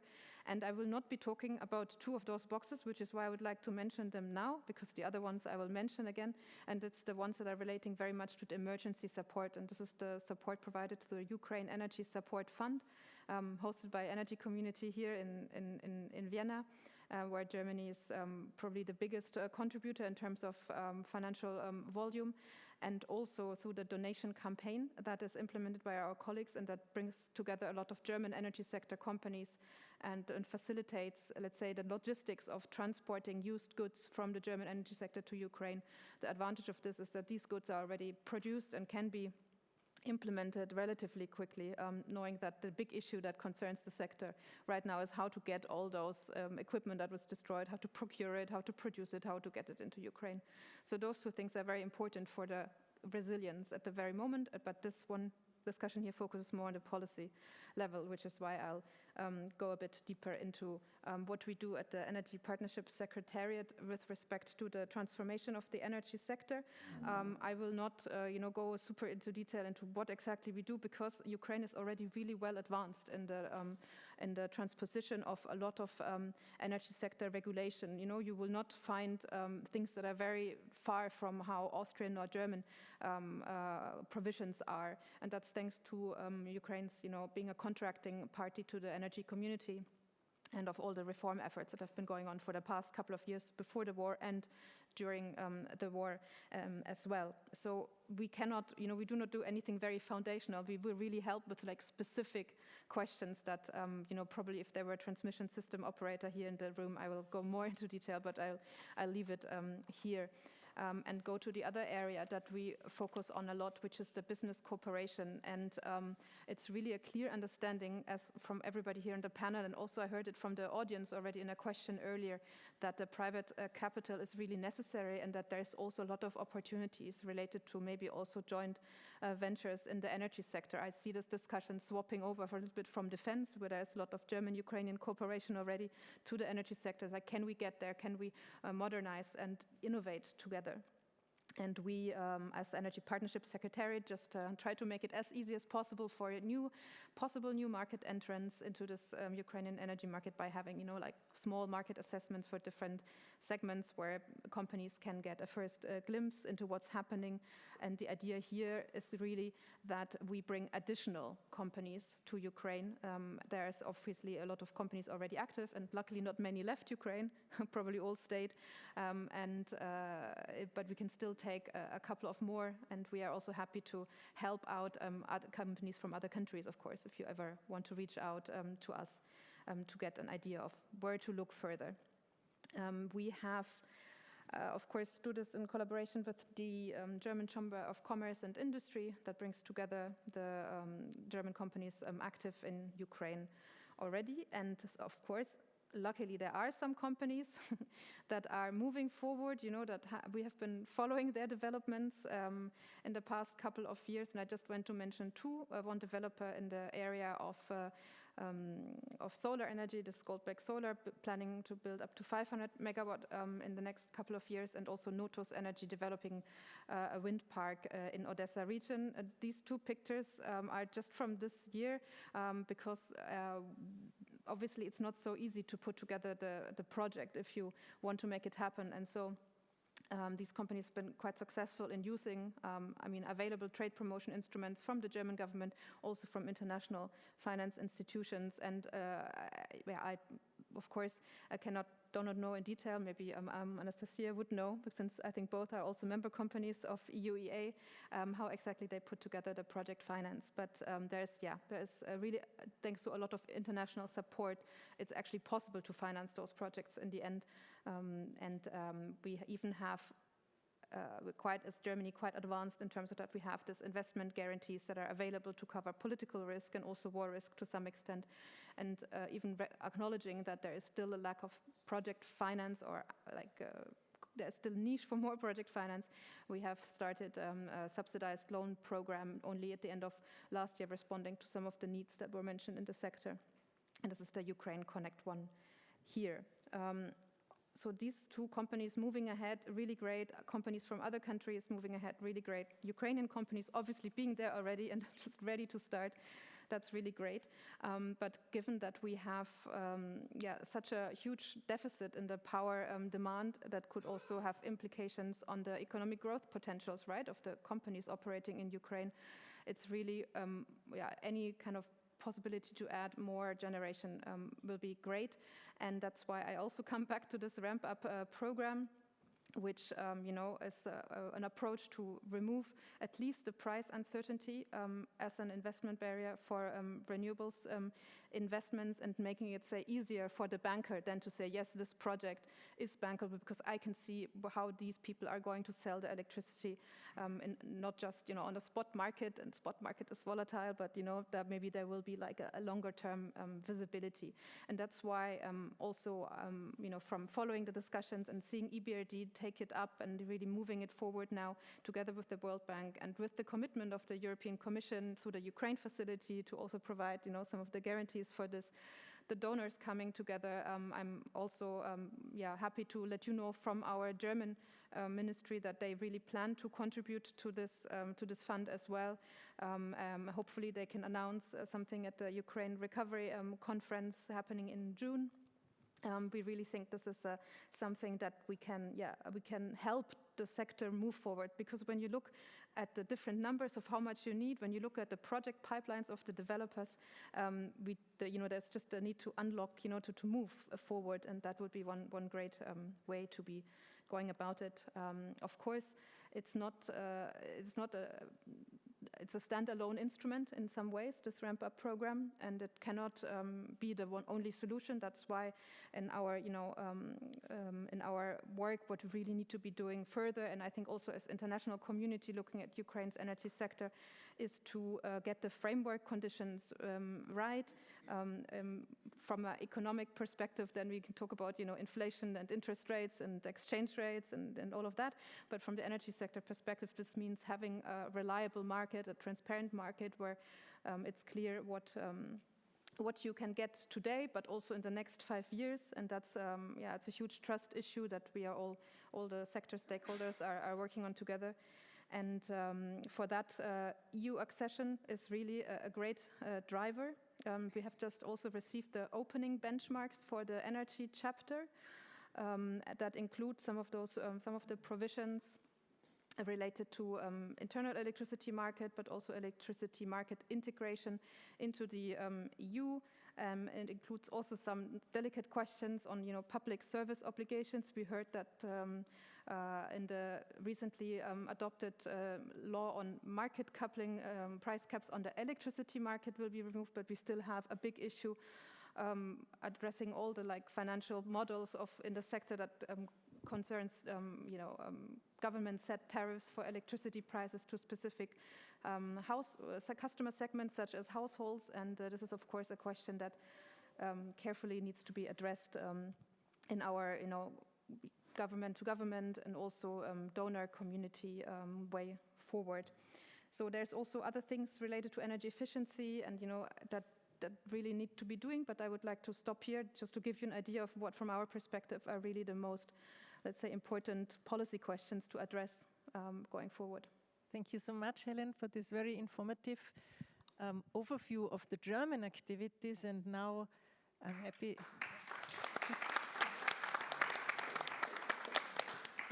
to hear from Wolfgang Anzengruber what are our Austrian activities.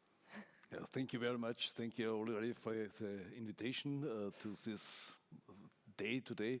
And I would like to give you some insights and an overview about the activities, what we are doing here in Austria regarding the recovery of Ukraine there. And as it was mentioned before, roughly 1 year ago, it was based on a decision of the Austrian government. This was established, this coordination function here in Austria. And what we try is, or let's say our task is structured in 3 parts. One part is to coordinate the activities of the Austrian companies regarding engagement and investments in Ukraine. The second one is to establish and develop the contacts within Ukraine, together with the officials, with politicians, but also with the private company. On the Austrian side, it's also to mobilize private investment for the recovery in Ukraine. That is an issue, really, I think, a big one. And the third chapter is to arrange the contacts and the approach to the international financing institutions like EBRD, EBD, and so on, and IFC, World Bank, Commission, and so on, and also to bring them together with the de-risking instruments we have already in Austria for the Ukrainian facility from the Austrian Control Bank, which is quite big. In general, roughly 500 million is the so-called Ukraine facility from the Austrian side. But they have, I think we have to achieve the framework that is more, let's say, fitting to the demand of the private sector in this field. There was mentioned a lot of numbers, and I would not be concentrated on numbers because, but some of them are similar, what I've seen in this field. But, the last report from the World Bank, it was the demand is huge. The demand is roughly, yes, it's mentioned there, it's roughly 590 billion US dollar, and on recovery needs until 2030. And that's definitely huge. What is the starting point from the Austrian side that I would mention there? Austria, or the Austrian economy, was before the war was the 6th largest direct investor in Ukraine. That means we have quite a good starting point.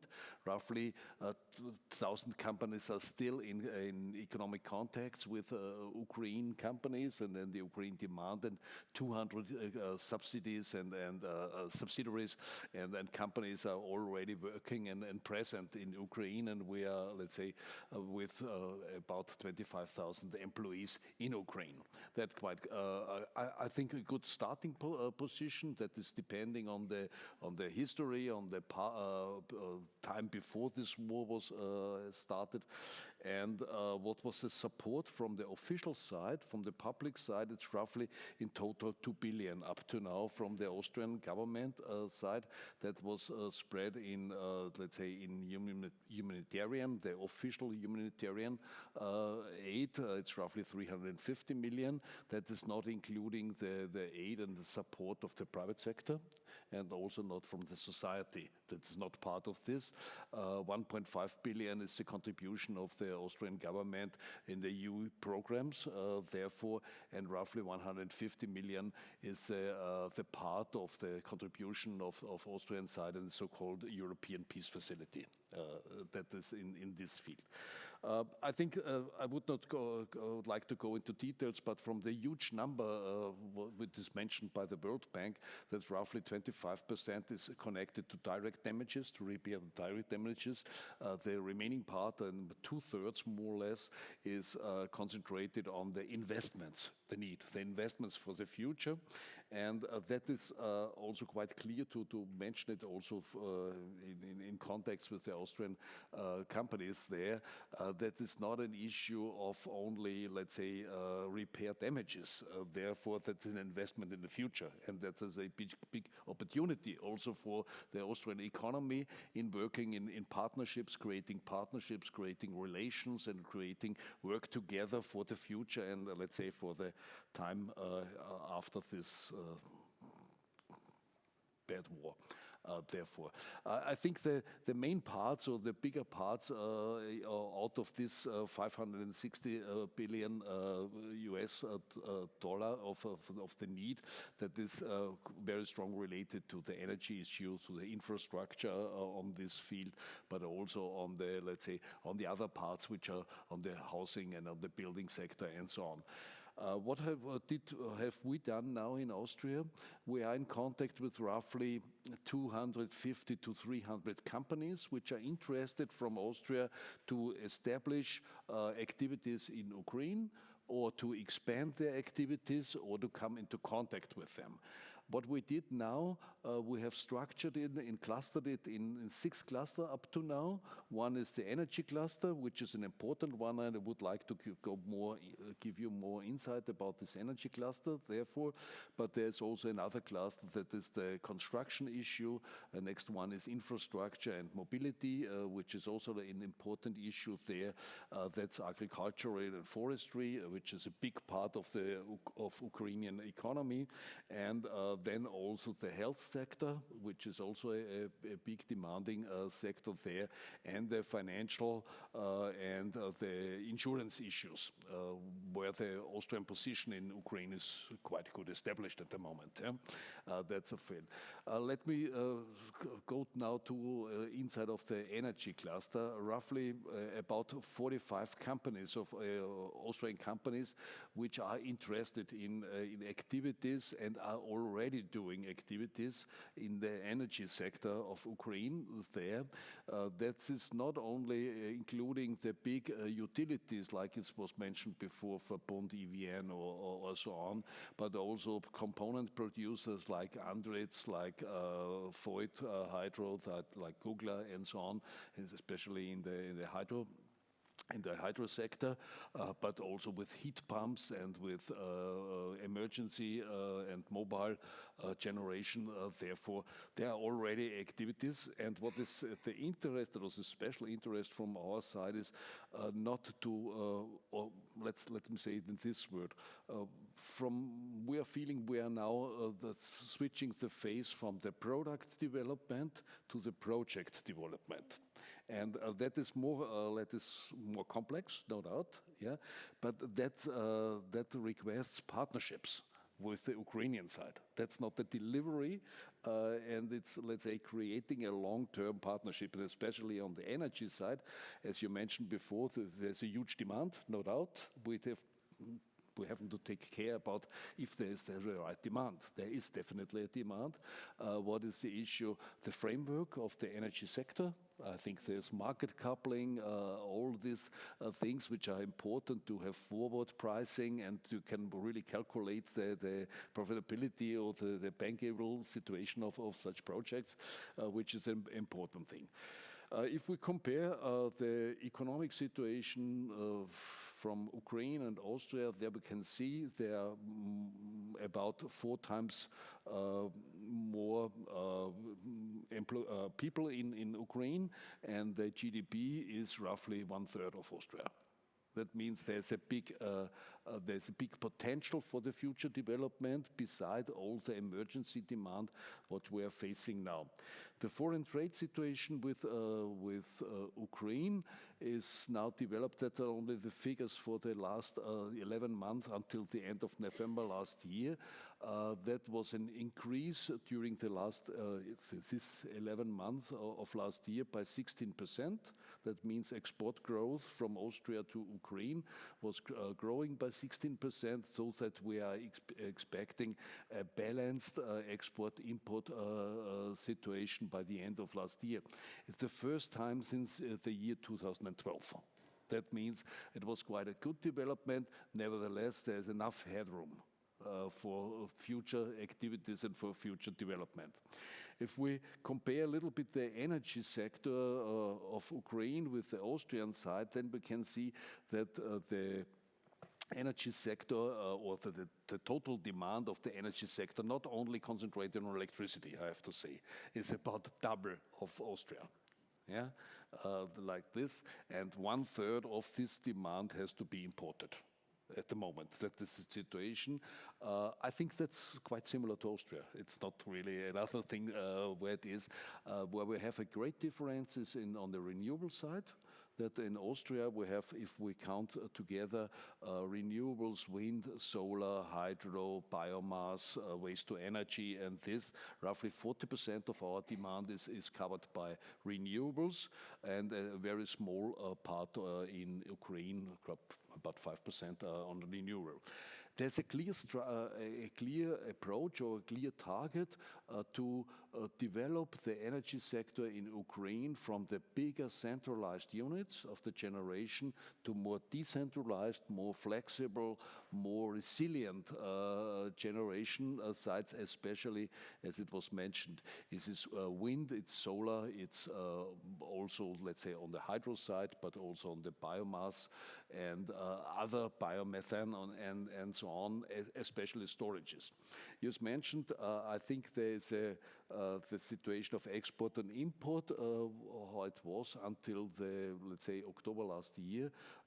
Ukraine was exporting electricity to Europe on this side, depending on some, let's say, grid issues. That was more or less the main reason. Up to now, they are focused and they are concentrated on import of electricity to Ukraine. That means there's a big challenge in front of us, how close it will develop to the European markets on the electricity sector, because that is also, let's say, a opportunity for the European side to go in. The priorities of the Ukraine energy sector, which is mentioned by the European Union, is on the one side, it's still the demand of protection and resilience of the existing generation side. I think that there's a big demand in let's say, investments in this one. Then the security and the balance of the system. I think the balance request is increasing with the issue of volatile generation. If you go more to solar or wind, then you have more issues to balance the whole system. That is not different to Austria. I think we have the same situation, that we have capture rates, we're on the PV, which is a thing. Therefore, storages is a very important issue. Storages is related to battery storage on the one side, but also there are some activities in Ukraine with Hydroenergo on pumps and storage power plants, which are the very good storage and flexibility instrument. And the next one is let's say, the investment in generation, more generation, increase the generation, but also the efficiency of that. I think that is an issue which is also important, to increase efficiency on the generation, but also efficiency on the demand side. I think the energy resilience plan is based on these 4 columns. I think I would like to reduce my presentation. That is an overview about the humanitarian aids from the Austrian side. I think it's well known that we are not on the, let's say, on the lethal side with activities. It's also only concentrated on the economical side. Yeah, that's the issue. I think what the general view of this, there's a big interest of Austrian companies to step in or to increase activities. There's a request of forming partnerships. We are in a good way, where there's some relations which are now developing or improving there. It's a big opportunity for both economies. And therefore, I think it will be crucial how we will be successful to mobilize private investment, not only based on the state side. We need a private investment, therefore, and I think the instruments have to be improved. That's no doubt, on the financing side, on the de-risking side, but I think we have the opportunity and we have the chances to achieve that. Thanks. Thank you so much.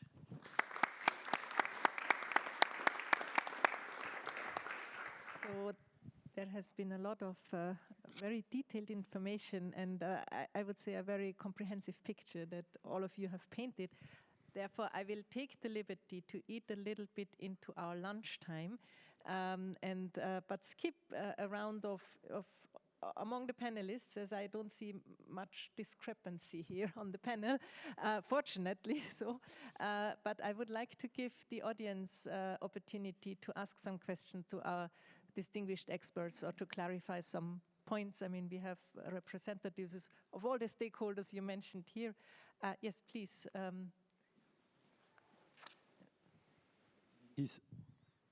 Sigikis from RAG, Austria. Energy storage was mentioned across the sector, and it was always mentioned electricity storage. So from my perspective, I would like to ask, what about the very, very necessary energy vector of hydrogen? Because Ukraine is very much linked to Austria, to EU, via huge pipelines, which are empty. What do you think, what can be done with that, and use all the options with hydrogen to store, to produce, and to transport, and to use in a win-win situation in Europe and in Ukraine? Maybe we collect the second question. Yeah, thanks a lot, the Minister. And before, my question has already offered privatization opportunities of Ukrainian state-owned companies. And my question is to Mr. Anzenberger, would you think that Austrian state-owned companies like Verbund, EVN and OMV, they would be takers in that under wartime conditions, that these assets are sellable? And I want to refer also to the debate in the morning that we are now next week or this week giving 90 billion euros as a loan, which the repayment capacities of Ukraine of this 90 billion, in my view, is very limited. We have to see that there's other 600 billion of reconstruction costs ahead, so we will have to pay even much more. But the assets which Ukraine owns as a state, when it comes to the state energy sector, meaning the nuclear power, the hydropower, and the gas companies, these are billions worth of state assets. And wouldn't it be better to do something like we did in the case of Greece 10 years ago, where there was a state fund, and we have not completely taken over, but at least started a EU-managed privatization process, which could actually lead to the transfer of the assets into the EIB as a compensation, and then actually that the EU countries take over these companies, at least minority shares, in order to really engage in this sector and really help to rebuild and Europeanize the Ukrainian energy sector. Thank you very much. Okay. Do you want to start? Okay. Yes, for sure. I think the issue of privatization would be also one phase where we are going in this direction. From my point of view, the understanding is it's not clear from Ukrainian side which part would be privatized on this field. There we need decisions. Nevertheless, there's a big interest, especially in the energy sector, but not only. I mentioned there to be, let's say, be part of shareholder in such companies or in such instruments. Especially the energy sector, I think we have a couple of experienced companies in Austria which are able in some technologies, that's hydro, that's also wind, but also solar, especially also hydrogen, what you have mentioned before. I think we need also, let's say, a public opinion from our side also to go in this direction. I think to motivate also the company, also by the shareholder, if it is a state, to give a little bit of push going this direction, because there's a big opportunity and there's a big challenge, no doubt. Nevertheless, I think this country is so close to Austria. Yeah, it's the biggest country in Europe. And there's a lot of potential in this to have let's say, in a collaboration form or in a joint efforts in this field. Last word to the hydrogen issue. I know this hydrogen projects quite well. Therefore, nevertheless, that's also an important one. We have some companies like this RAC, but also on the generation side, but also on the utilization. The infrastructure is quite much, let's say, nearer to Austria than it is compared to the other corridors, no doubt. Nevertheless, also the priority from Ukrainian side, we have to take care that first one is to survive. Yeah. The second one is to be prepared for maybe the next winter in this field. And the third priority might be this development. Nevertheless, I'm fully convinced that is a big issue, and we should not wait until is this phase. We should start now. Thank you. Yes, please, Helen. Yeah, if I may add on the question on the hydrogen, I totally agree with the phasing you have mentioned. I would just like to fill the getting prepared with an element that not myself, but some colleagues are working on with the hydrogen diplomacy office that Germany has in Ukraine, and that, of course, considers all the countries that have existing pipeline infrastructure that could be used under this way, for example, under the Central European Hydrogen corridor. And I'm probably sure that my colleague is already in touch with several of the Austrian companies involved there. But if you need also, further contacts and this, not just a bilateral discussion, because the transit is in a way that several countries are concerned, I'm happy to provide that further, since we do not wait. Colleagues are preparing and analyzing feasibilities for when there will be the demand and the competitive possibility to export it and then generate export revenue for Ukraine, which is a big important consideration to take into account there. Well, thank you. And Anastasia, I would like to give you. I don't think that I will tell something very, very new to that. My colleagues have already covered that, so we may not take the time. Well, then let me close this panel and the conference. I wholeheartedly thank you all for participating. I thank you for attending in person or online. We had also a large online audience. I would also like to thank all the people that helped organize this conference, in particular Eva Geringer, Matthias Landsteiner, and Thomas Reininger, and Teresa Teubel, who did not shy any efforts to make this work and to bring together such a distinguished lineup of speakers. The last panel has provided in particular, I would say, very valuable snapshots of what has been done to foster resilience of the Ukrainian energy sector and what is still in the making. And I think the whole conference has shown us how much still needs to be done, although it leaves me with a lot of confidence because I see so much energy, so much dedication, and so many projects going on. However, we are all aware that there is still a high urgency to act and to do more. But maybe we can start realizing cooperation, much necessary cooperation, and next steps in a better way when we exchange informally and directly. And therefore, let me invite you all for a light buffet lunch outside. I hope you have still time to connect and to take up the offers that have come here from the floor. Thank you all for participating.